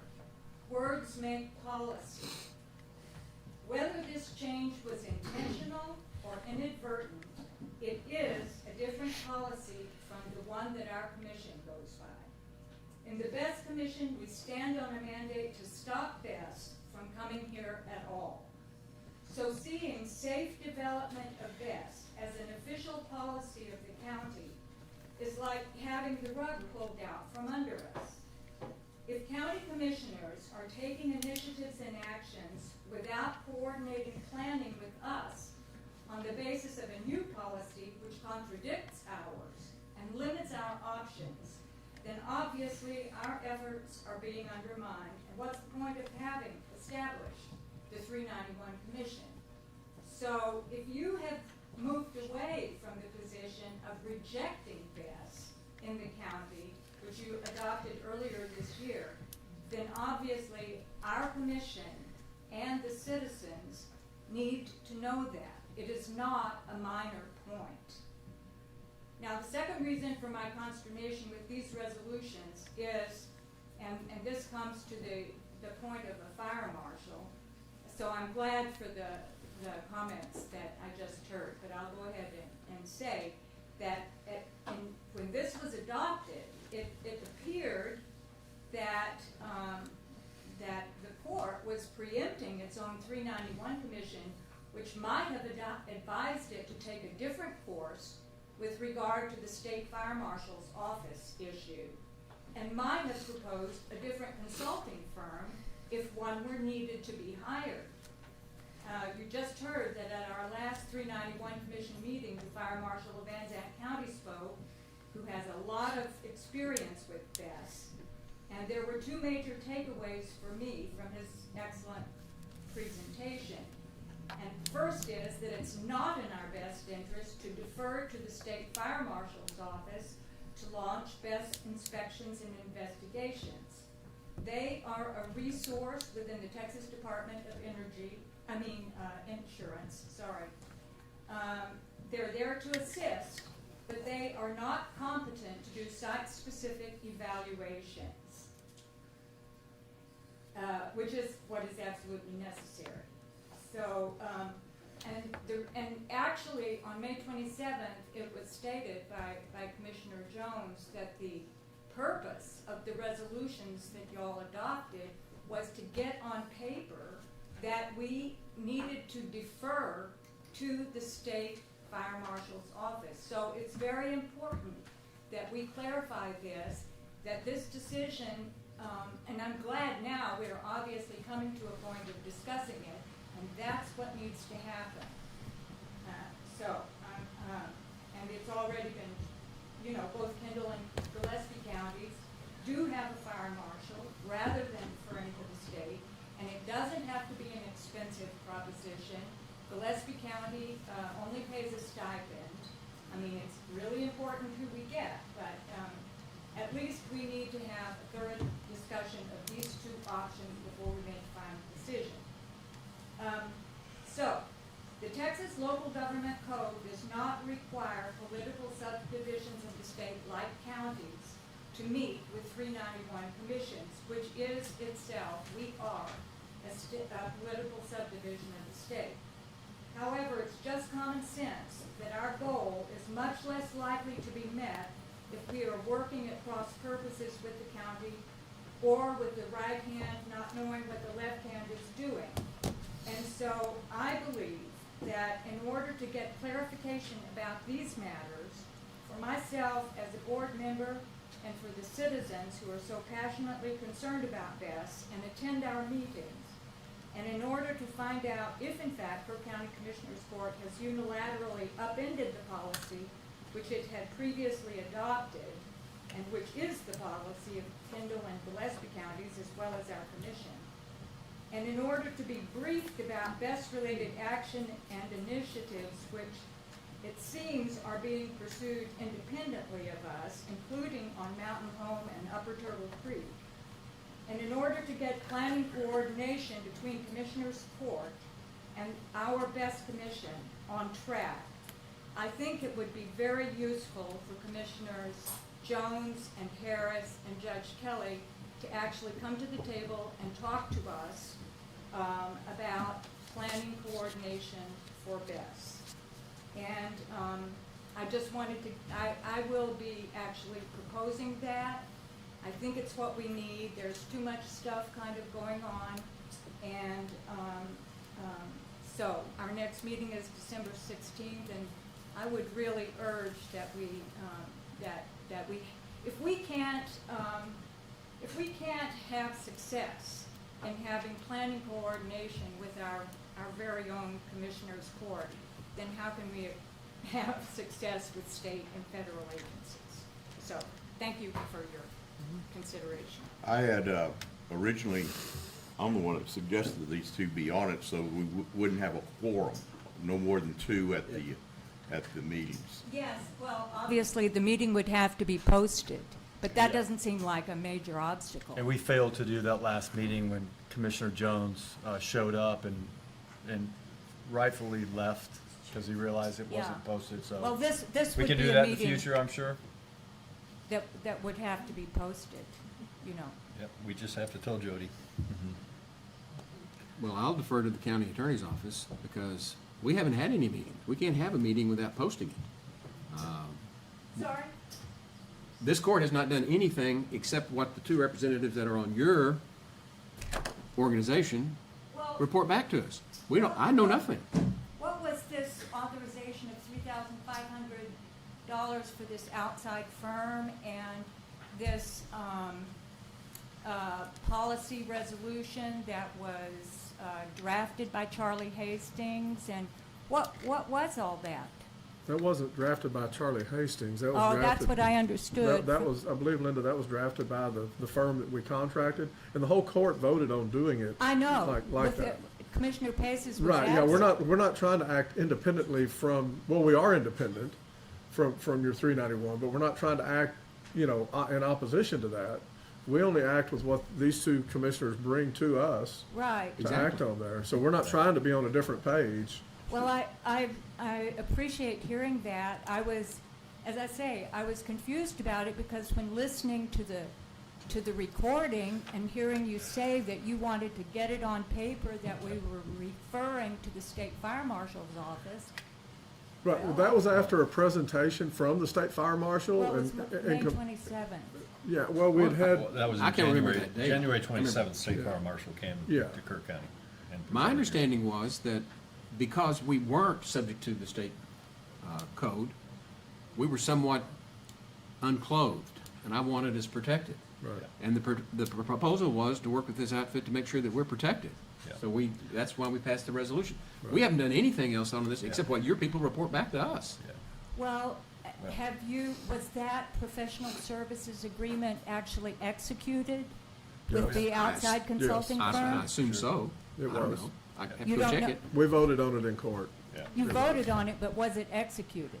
I mean, you voted on. If there was a giving him the- contract, it was signed. So has any of that 3,500 been expended?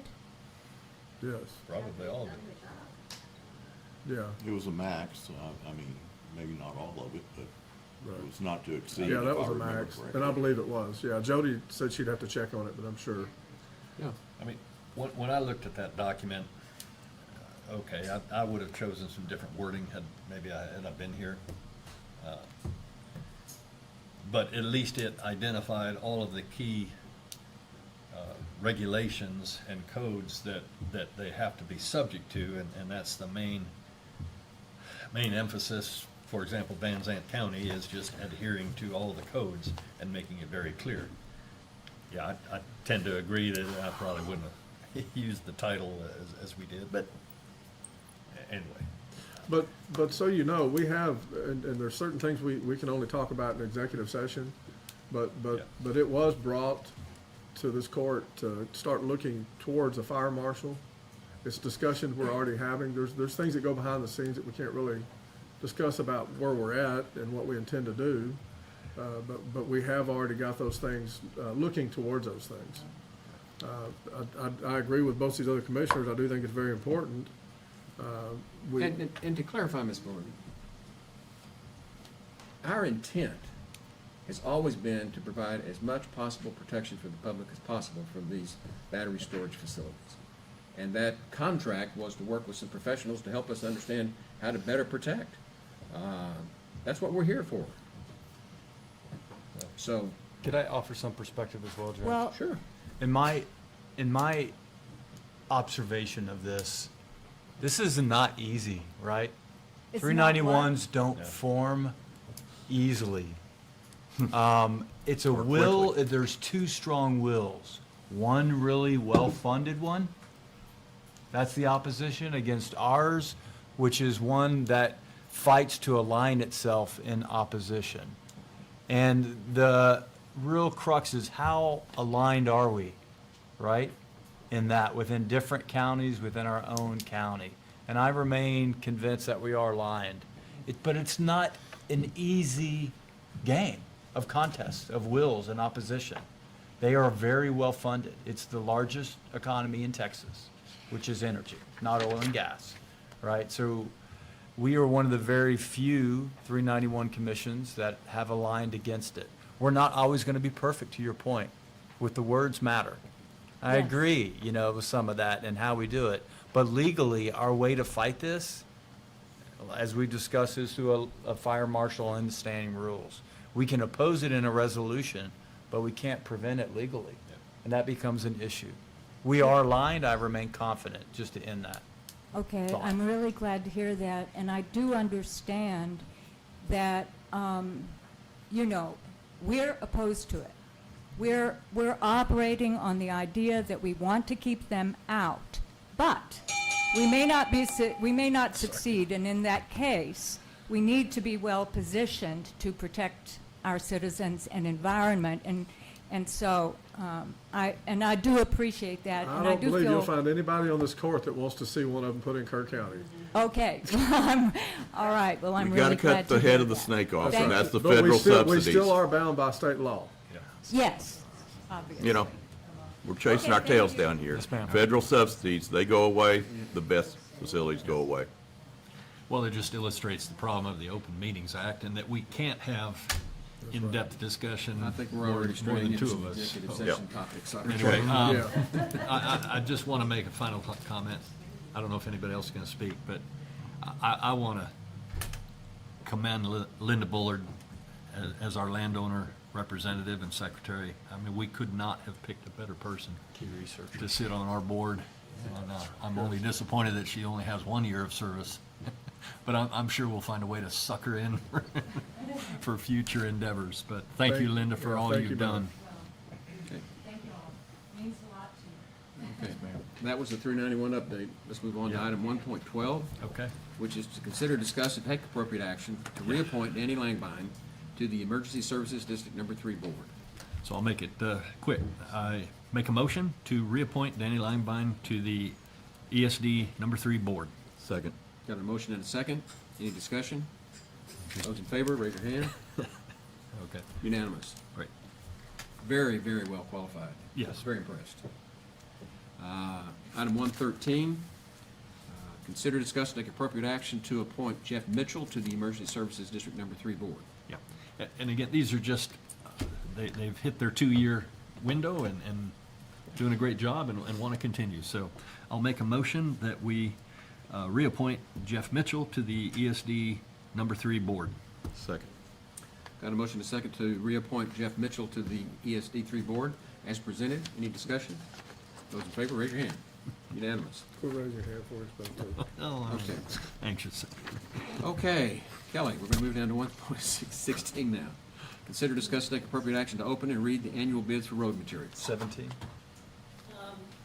This is 16. what we do every 16. year on our materials, various road materials. At this time, we ask the court to open all material bids received. Ooh, look at that stack. All bid prices Well, are that's a good begin thing. January 1, 2026, and be in effect until December 31st of 2026. We'll return on December 9th to the Get the Commissioners first one Court started. to bring the scorecard of where the prices are. There is some criteria in this, location of where our project is versus the location of the pit, where the material is coming from. So there is a lot of different things that go into consideration on this Right. and pricing. Okay, why don't we take a brief recess, a couple of minutes, maybe 5 minutes, for them to get this stuff together. And we'll come back. yeah, because we're going to be opening up stuff for a while. There's a lot, yeah. Thank you. And I'm glad to be around either one of you guys.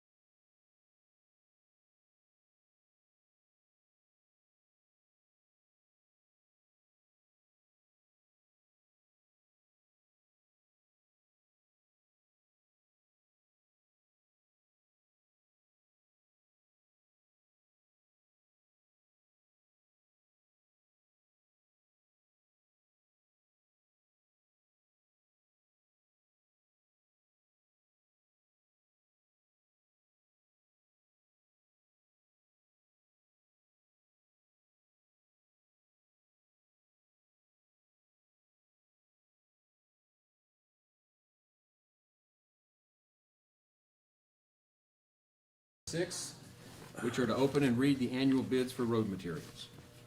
There are 13 different bidders. I'm going to try to be specific really good. without taking too much time, but you need Okay. this information.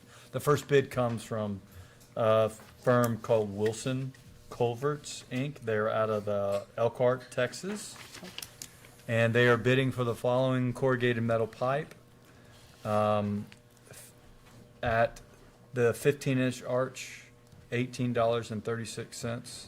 The 18-inch arch at $21.80. The 24-inch arch at $28.72. The 30-foot arch at $35.72. The 15-inch coupling band at $26.04. And the 18-inch coupling band at $31.20, and the 24-inch band at $41.58. The 30-inch coupling band at $52.08. And this is how it goes, unfortunately. Each of these items have different costs, and I have to read them out. There's no one overall individual cost that I can read out per company. You're used to that, others are not. Okay, that covers the first bid. They only bid on those items. Your second bid comes from Ergon Asphalt and Emulsions. They're from Austin, Texas, and they have bid on CRS2, the gallon at $1.90, and there's a demurrage fee of $100 per hour after 2 free hours on all of these. CRS2P per gallon at $2.05. AEP at $3.30. CSS-1H per the gallon at $1.90. And MS2 at $2.95. Sorry, those are fire calls that we can't turn off. Judge, if you wanted to yell at your commissioner over there. Ever yelled about that? Nope. Not a fire call, yeah. Okay. This one, yeah. Vulcan, our big group out of San Antonio, their bid,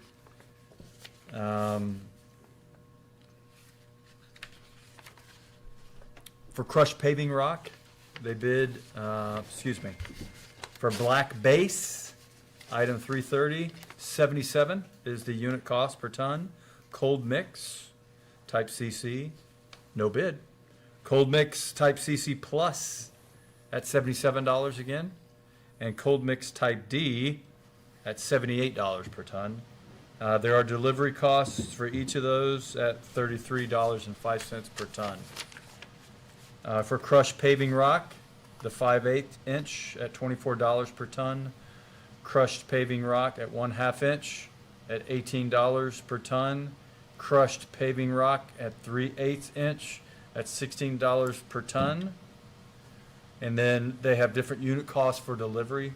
Area 1 at $15 per ton. Area 2 at $17 per ton.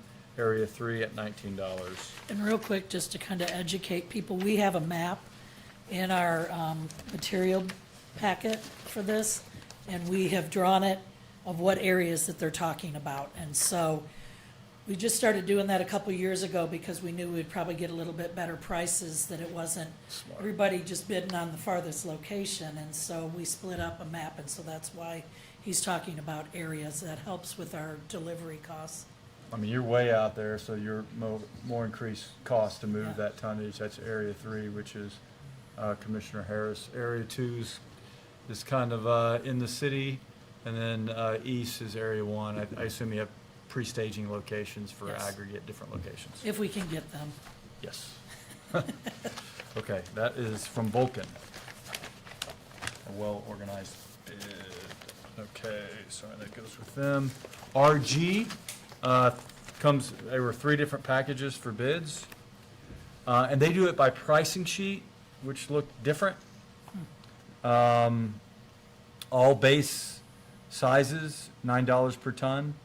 Delivery pricing, 360 up to 25 miles round trip, plus $50 for additional 25 miles round trip, a maximum load per trip at 22 tons. And that is their pricing sheet on your bid forms. There is nothing filled in on your bid forms, just to be clear, compared to the rest. It just gave a pricing sheet on RG. There are 3, I said, from RG that were submitted in different packages. Their pricing sheet, I'm gonna read it one more time, but it looks the same. Base material, pickup by customer, all base sizes, $9 per ton. Delivery pricing, $360 up to 25 miles round trip, $50 per additional 25 miles round trip. Maximum load per trip, 22 tons. I don't really think that's very different, even though it was in a different envelope. And then the last from RG, it's the same. Okay. Wheatcraft. Here in Center Point. Base material, 3/4 inch down at $12.75 per ton. 1 3/4 inch down, $10.75 per ton. They did not bid on 2.5 inch. For delivery, they have it by trailer truck. Area 1 is at $6.52 per ton. Area 2 in the middle of our county at $13.04. Area 3, $26.08. You're expensive out your way. Oh, there you No, you Okay, are. That's not you. precinct. Way out there. I mean, it is a drive. I get it. Yep. Freight kills you. Yes, sir. Sometimes we pay more in freight than we do for the material. Oh, That's no of course. joke. Yeah. Yeah, it's a significant difference from our local company. Okay, next we have from Brontex Materials out of New Braunfels. They come in with crushed paving rock at 5/8 inch per ton, $30. Crushed paving rock at 1/2 inch at $25 per ton. Crushed paving rock at 3/8 inch at $25 per ton. Crushed paving rock grade 3 at $30 per ton. Crushed paving rock grade 4 at $25 per ton. Crushed paving rock grade 5 at $25 per ton. Your delivery cost across the county, area 1, $20 per ton. In the middle, area 2 at $25, and out west, area 3 at $30 per ton. They have an additional bid page of hot mixed cold laid asphalt they decided to bid on for you. Black base type AA, $65 per ton. Cold mix, no bid. Cold mix type CC plus, no bid. Cold mix type D, they bid at $65 per ton. Their delivery costs are the same again for area 1, $20 per ton. Area 2, $25 per ton. Area 3 at $30 per ton. Again, that's from Brontex Materials, New Braunfels.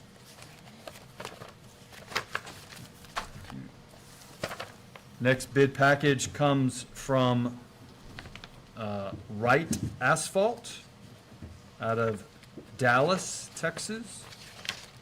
They are bidding on CRS 2 at $2.05 per gallon. If you want it delivered, $2.343 unit cost per gallon.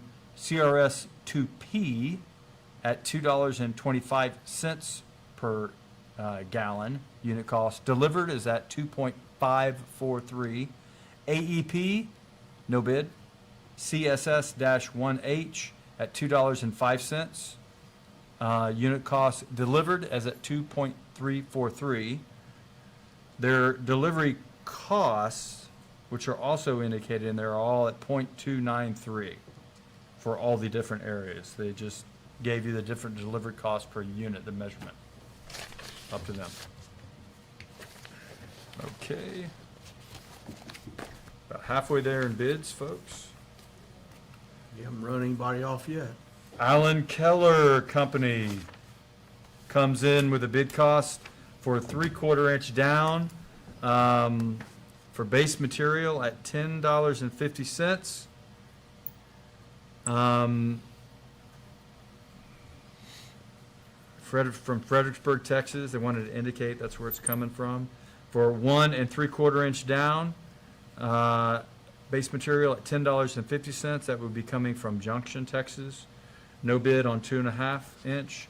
The area delivery charges, area 1 at $18.70 or $18.59 if it comes from Junction. Area 2, if it comes from Fredericksburg, $17.72, and if it comes from Junction, $22.50. Area 3, delivery out west at $19.24 from Fredericksburg. From Junction, it would be $29.89. That is their cost for that. They did bid on paving aggregates as well. At crushed paving rock, they bid on grade 4 at $25 per ton. They bid on grade 5 crushed paving rock at $22 per ton. And again, their costs from Junction only for those paving aggregates, $18.59 from area 1, area 2 in the middle at $22.50, and out west, area 3 is at $29.89. Next company is Armadillo Materials from Johnson City. They have bid on paving aggregates, crushed paved rock, 1/2 inch. They bid $30.50. Crushed paving rock, 3/8 inch at $27.50. And then crushed paving rock, grade 4, $30.50. Crushed paving rock, grade 5 at $27.50 per tonnage. Their shipping costs for both area 1 and 2, they're the same at $15.50. For area 3, $16.50. Base material, they bid as well for you, Kelly. 3/4 inch down base material at $9 per ton. 1 3/4 inch at $9.25 per ton. Area 1 delivery, $15.50, and area 2 delivery, $15.50, and still $16.50 per ton for area 3. Armadillo Materials out of Johnson City.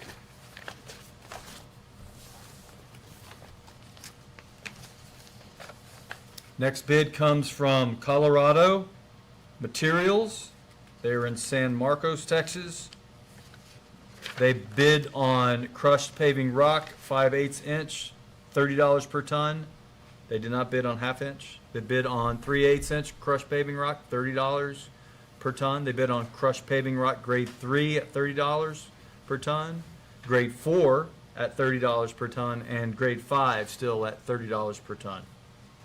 For paving aggregates, their delivery charge, area 1 is $22 per ton, area 2 in the middle at $24 per ton, and then out west, area 3 is at $26 per ton. That concludes their bid. Again, that was Colorado Materials, San Marcos. Edmund Yinsky Incorporated. Bidding sheet up front. 1 1/2 inch crushed limestone base, price per ton at $12.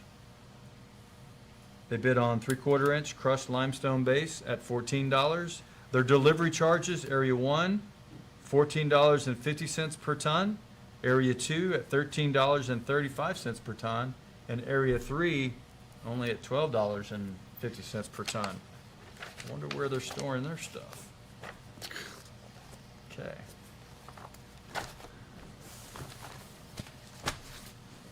And then we're getting close. The next bid we have is,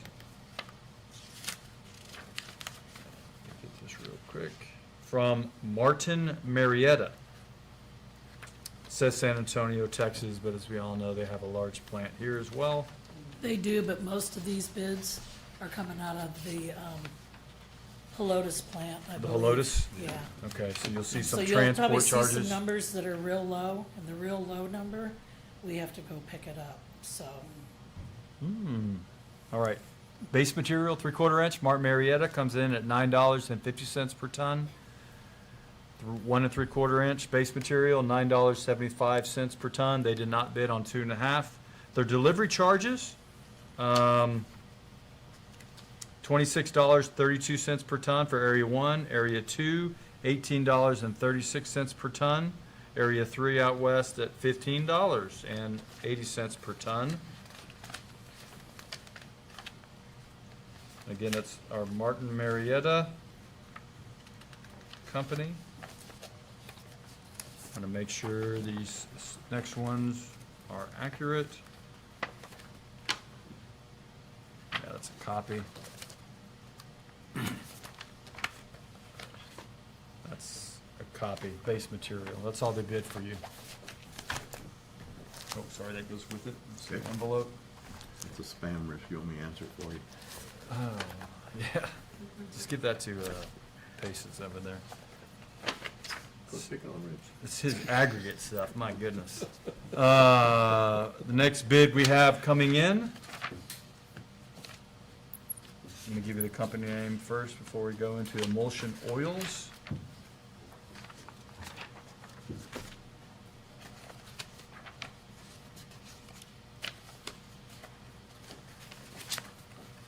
Where are we at?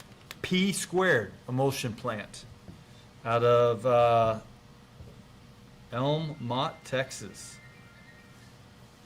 P Squared Emulsion. We have CRS2 at $3.01 unit cost. No bid for CRS2P.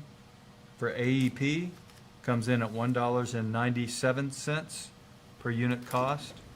For CSS1H, coming in at $2.68.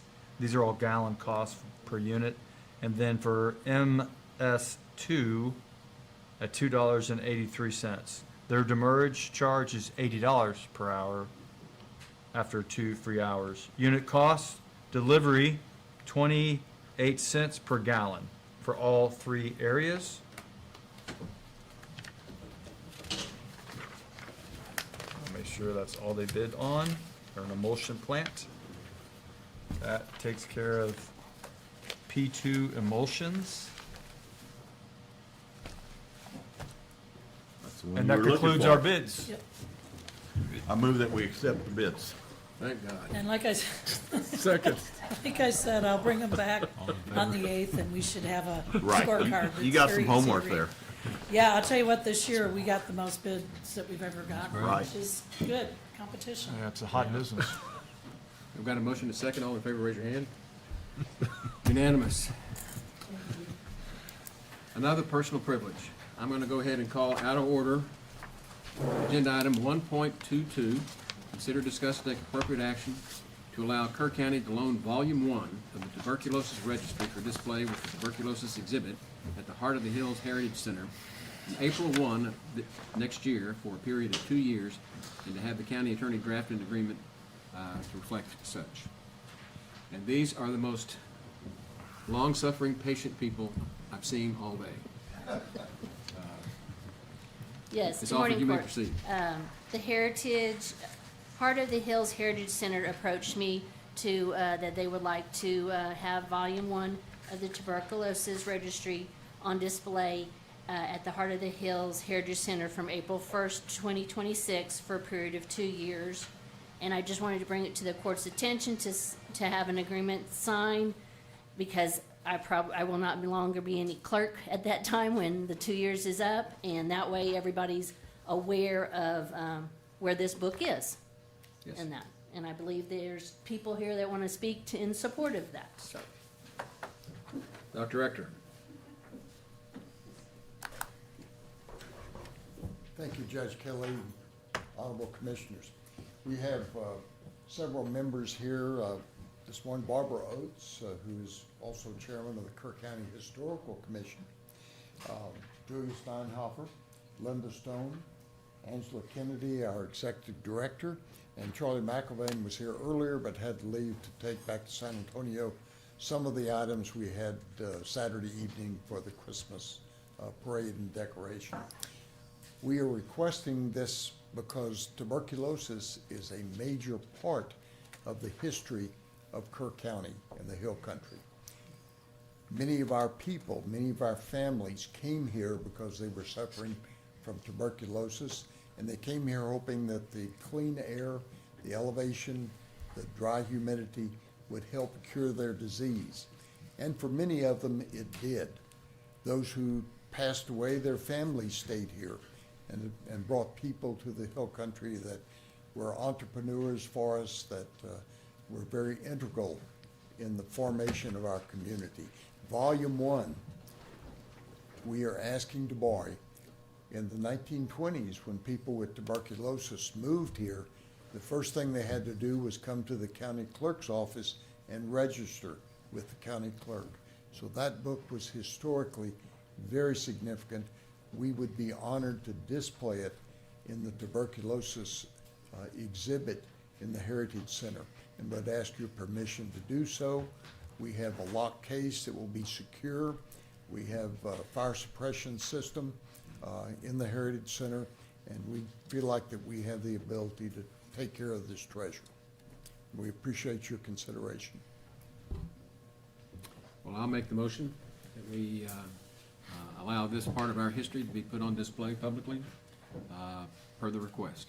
I'll And you- second. I also have an agreement for you to sign, Judge. I'll sign it. Let's pass it. Those in favor, raise your hand. Unanimous, Did thank someone you. make a second?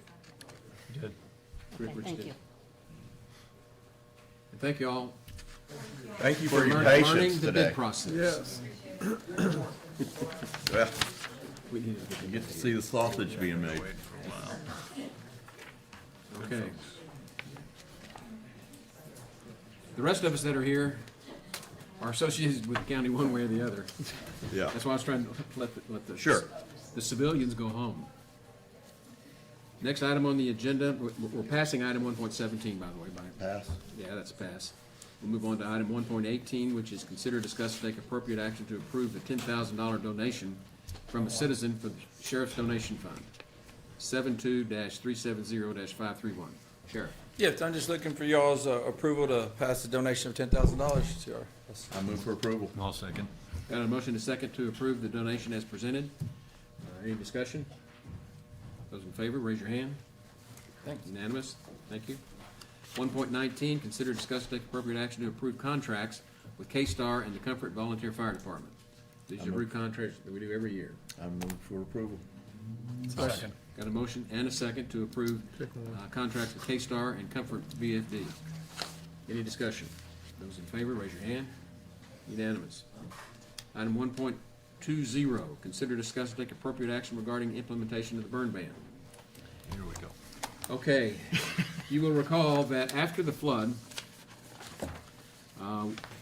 we put a burn ban in place, and then, I guess it was 3 or 4 weeks after the flood, we had people asking us to be able to burn if they weren't in one of the affected areas. And I went through and issued an order. We did an analysis over at the Emergency Operations Center of the floodway. And we came up with a standard of what would be in the floodway we would call the affected area of the flood. And what was outside that, the high water mark on the banks on both sides of the river, were unaffected. And we needed to get some of those burn piles burned. This was in late July, before August, because we all know what Hill Country looks like in August. We had a mild August, incidentally. Yes, we did. But September paid us back, as usual. It showed up finally. And so what I did it was July the 25th, I issued an order lifting the burn ban in the unaffected areas. In other words, above the high water marks of the river, could burn. And then after September, we put the burn ban back on. We've had some rain.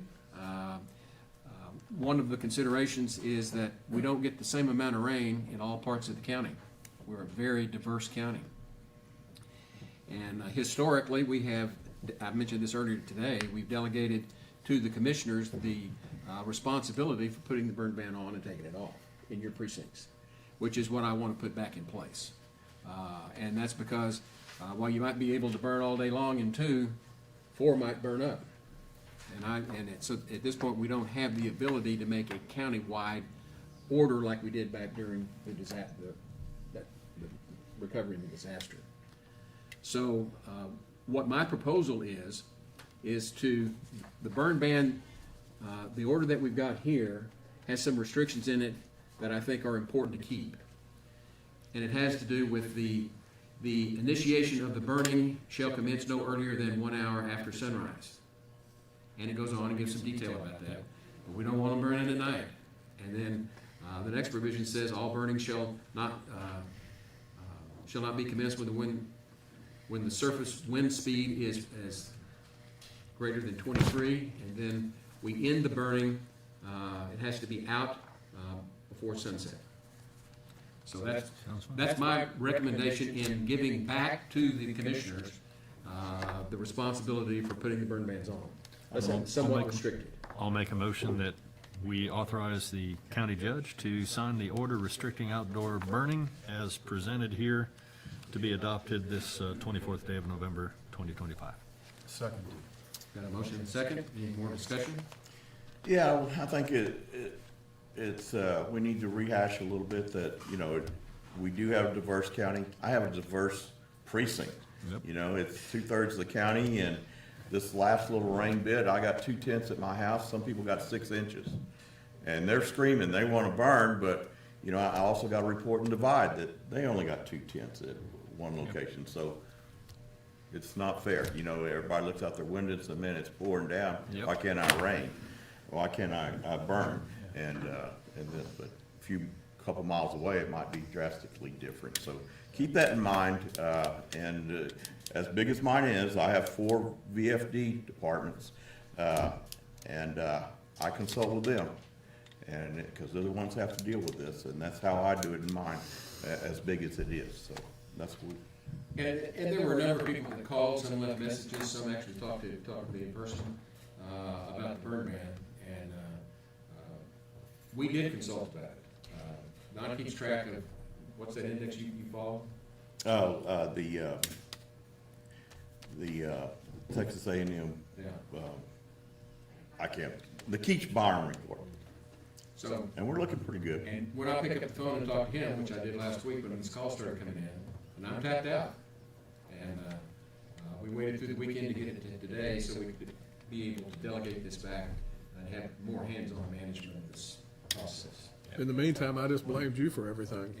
Yes, yeah, he got to wear our shoes, our hats. Where it stops. I didn't blame him. I just said, call Judge Kelly, you know? But to those people, I want to say, I'm sorry Right. but this was the most responsible way to get the burn ban back the way we need it. It is.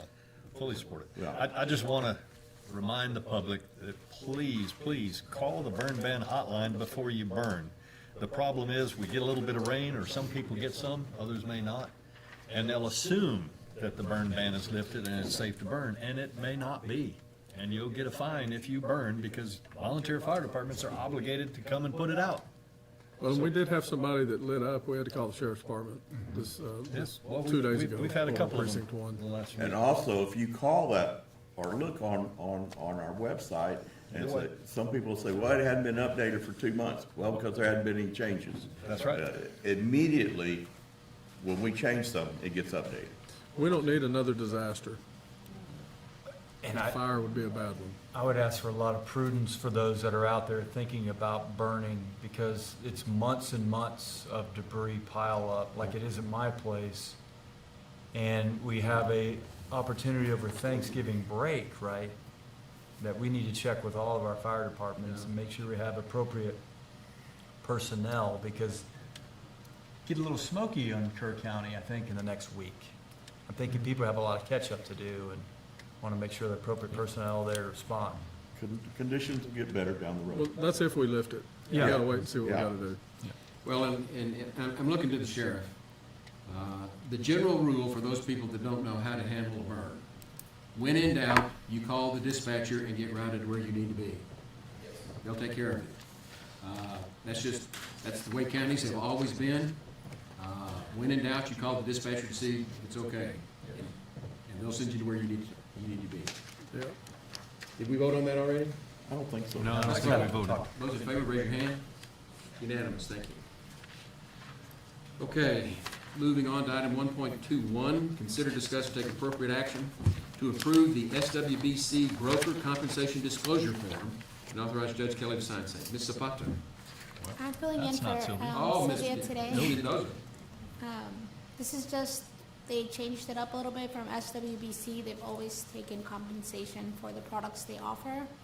However, this year they've asked us to actually get like a disclosure form signed by Judge Kelly. I move for approval. Got a motion and a second? And it's good to have you back, looking good. Thank you. Those in favor, raise your hand. Unanimous. Item 1.23, consider, discuss, and take appropriate action to surplus furniture, 11 tables, 2 chairs, and 1 coffee table from the Ag Extension Office. Ms. Shelton. I move for Yes. approval. Second. Second. Third. Got a motion and a second. Any discussion? Those in favor, raise your hand. Unanimous. Thank you, Ms. Shelton. Don't go anywhere. Keep it up. We go to the approval agenda, 2.1, budget amendments. There are not any. 2.2, Yes. pay bills. Invoices for today's consideration amount to $1,938,955.01. Move to approve. Second. Got a motion and a second to pay the bills as presented. Any discussion? Those in favor, raise your hand. Unanimous. 2.3, late bills. There are not any. 2.4, auditor reports. Yes, we had sent you one via email for the tax office, and we're just asking that you approve it or accept it, actually. I move for approval. I'll second. Got a motion and a second to approve the auditor report as presented. Any discussion? Those in favor, raise your hand. Thank Unanimous. Moving on to monthly reports. Yes, for October 2025, Justice of the Peace, Judge J.R. Horn, Precinct 2, Judge Bill Ragsdale, Precinct 4, Auditors, County Auditor Tanya Shelton, Treasurer's Office, County Treasurer Tracy Sullivan. I move for approval. Second. Got a motion and a second to approve the monthly reports as presented. Any discussion? Those in favor, raise your hand. Unanimous. 2.6, court orders. I have reviewed court orders from November the 10th, number 41624 through 41637, as well as those from November the 17th, which is number 4, it's just a single one, 41638. And they all seem to be in order. So I make a motion that we approve the orders as presented. Second. Got a motion and a second. Any discussion? Those in favor, raise your hand. Unanimous. Information agenda. Status reports from department heads. I've got one, Judge. Okay, good. Commissioner Harris asked me to speak on this. We have a number of professional service agreements that are still active with Mustard Architects, Keener Engineering, and Maxwell Engineering for the indoor arena as they continue to close out their design services for that retrofit. And that's not to say that the court is going to move forward with the design when it's done, but these were being paid out of a fund, I believe, that may have been closed this summer due to the flood, but the invoices continue to come in as they finish out their services. So Commissioner Harris asked that I bring it up. Yeah, well, Tanya was in on this too. I believe that we didn't budget for it, I think. Correct. There was not a budget turned in for this for the 25-26 fiscal year.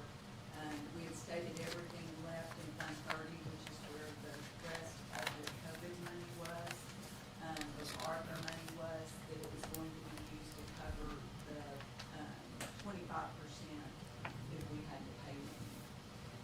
So, but the bills, we dropped the ball someplace, but the bills still came in and Yep. what have you, so we need Close to out. They've done a make good job amends. on it. And I just wanted Charlie to bring it to everybody's attention. Okay, good.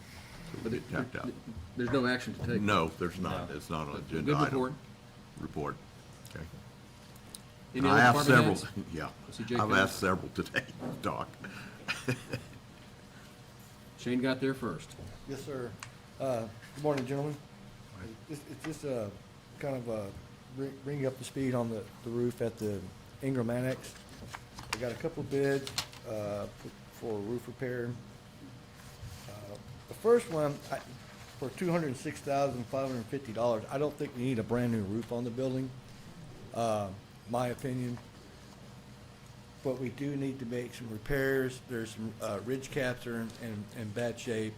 There's around where the chimneys are at, there's like 5 or 6 chimneys, and that's where we're having a lot of our issues with the water getting into the building. So their proposal is to remove, install all the ridge caps, repair masonry on all chimneys and seal masonry, installation of new metal chimney caps on 5 chimneys, and install new pipes to match roofing system. All vent pipes to be resealed with NP1 or Duralink polyethylene sealant. And their bid was for $31,255 to do that. You had me at the 31,000. What's there? You had me at the 31,000. Yes, sir. Yeah, and when we got that building, we knew we had a bad roof, and. We were Parts of it, anticipating the a lot roof more than itself this. largely is in good shape. It's- Yes. it And I is the talked to Albert chimneys and Martinez the this vents. morning with Cypress Roofing, and I said, hey, okay, is this roof repair, the 31,000? Yeah. Will that, he said, a repair is not guaranteed, but he said, I'll always take care of y'all. He said, just don't hurt me, you know? Problem is, even a new roof, considering all the vents and the chimneys. Yeah, it's a it tough would deal. likely leak too at some point. So, this is something I This is think the way to go. we're gonna need to do, because we continue to have problems. Sure. The ISD maintenance department was always patching at it and never got it fixed. Is it Then something we started doing the budgeted same anything thing. for? Did we budget anything towards this? Well, Shane's got a budget, but it's probably gonna run short towards the end of the fiscal year. I mean, But we could get it done. I can get the funds to do it, but at some point, like next year, I will be running short of funds and would need to. But I think this is something we're gonna have to do, and this isn't an action item. I just want everybody to Right. see this, Yeah. that it's around the corner. And just by way of background, when we bought 550 Earl Garrett, and Bobby Templeton was on the Capital Improvement Planning Committee, we were working with Peter Lewis, and we came up with an estimate, I think it was a little over $500,000 to put a new roof on that building. And we had to do that to close the project. When we sat down with Dr. Templeton to negotiate this swap between the land that we bought up on 39 and the old annex they have in the back, we were anticipating probably $250,000 for this roof. The fact that we can get it back in decent repair and have somebody stand behind their work for less than $50,000, I'm tickled pink. Yes, sir. All right. There you go, You need to Shane. bring it in next quarter. Thank you, sir. Yeah, they'll bring it. Good. Good morning, y'all. Good morning. I don't get to do this very often, so. Commissioner Harris wanted me to come to court today so I could talk to all of you at the same time on the matter we have coming up. We're about day 150 of the Tatum takeover at the event center. We've entered back into doing events. We've done shared space. It's been operating fine. We're a small staff. I have one staff member that has gone to short-term disability for an unknown amount of time. And we were able to cancel vacations for the summer due to the flood. I'm now in a position where my remaining staff member needs to take vacation, which is the entire month of December. I'm sorry, I'm just tired.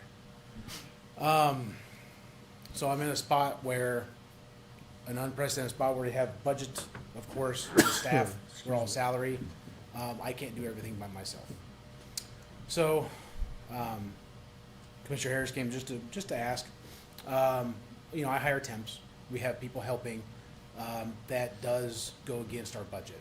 It hurts our profit margin for y'all. I can't tell you, full disclosure, for the first time in my career, I'm operating an event center in the black due to a paid customer. That gives us some flexibility in that. So in the initial immediate impact of the event of losing an employee, we were able to cover that. I can continue to do that for the foreseeable future. If the court is concerned with spending money on part-time staff, temp labor, it was brought up that maybe there would be access to the county maintenance staff to fill some holes in our scheduling, since we're still 7 days a week at this time. We had also discussed further long-term plans, where we had been discussing next year to finally add a fourth person. This was due to stuff that you saw this summer with case in point Doug Thomas, no backup. We do operate each department with one person. There is no backup. So we had discussed those for long-term. So if it's something we wanted to escalate, that I could look at opening up an unbudgeted new position that was going to be a future position at this time, we could do that, or no action and we can just continue to all get by. So kind of just wanted to come today to see where the court was at on that, to make you aware of where we're at through this disaster. Basically, he's a one-man band for December. We don't know how long one employee will be out on medical leave, and then the other one's been putting off vacation all this time, and we got stock shows coming around the corner and all this. So I wanted y'all to be aware of this. Jake came to me last week, and I said, well, I want the whole court to hear this. So. Well, I think it's very important that we're running in the black, and we all know why we're running in the black. State of Texas and Tatum have been very generous with us on this, and you know, permanent employees and budgets are always complicated. I fully understand that, but at this point, I think at the very, very least, we ought to go ahead and give him some kind of temporary relief, try to work out of this. We're not gonna have this kind of cash flow next year, but at the same time, it's been a profit maker this year. I would think you need to look into some temporary. Maintenance is not a good solution because they're short-staffed half the time anyway. But, you know, emergency, you know, that could be an option, but see what you can find out. And if we're gonna do temporary, Jake, I would look, rather than the benefits that we have for full-time employees, we know those are expensive. But you might look at the higher end of what the market range would be to bring these people in, and so you have good help. Becomes a Spectrum employee though, right? Or Huh? It's through the Spectrum account, right? Well, Right. yeah, not Spectrum anymore, but Well, it's- that's true, it's not Spectrum. It's all passed through. yeah. Yeah. Anything else on this? Good report. Just any indication from Tatum, how much longer are they gonna continue to occupy it as an EOC? Until they're done. Yeah. Until they're done. That is the Yeah. Stock answer. response period. Okay. And they're slimming down to a skeleton staff for the holidays, Yeah. but I have been promised they will be back after Thanksgiving. Sure. Okay. And they will be there until it is done. And we're able to have our Christmas function there? Yeah. Oh, yeah. Yeah. The event center is a very, Just on the other very half? functional space, and And there's been no proration of the monthly fee, the daily fee. Cool. Right. I'm It's not working great. complaining. So, good work. all right, we'll continue Well with done. temporary staff. I appreciate the time. All right. Thank you, Jake. You bet. Any other department heads? Good reports. Things we need to know. Let's go on 3.2, elected officials. I see all heads shaking. And 3.3, liaison commissioners. Anything that we haven't already talked about? All mine just spoke, I think. Okay, so where we are, we're to the executive session portion. We're going to go ahead and recess and reconvene at 3 o'clock. And the time is now 12:04. So we're recessed.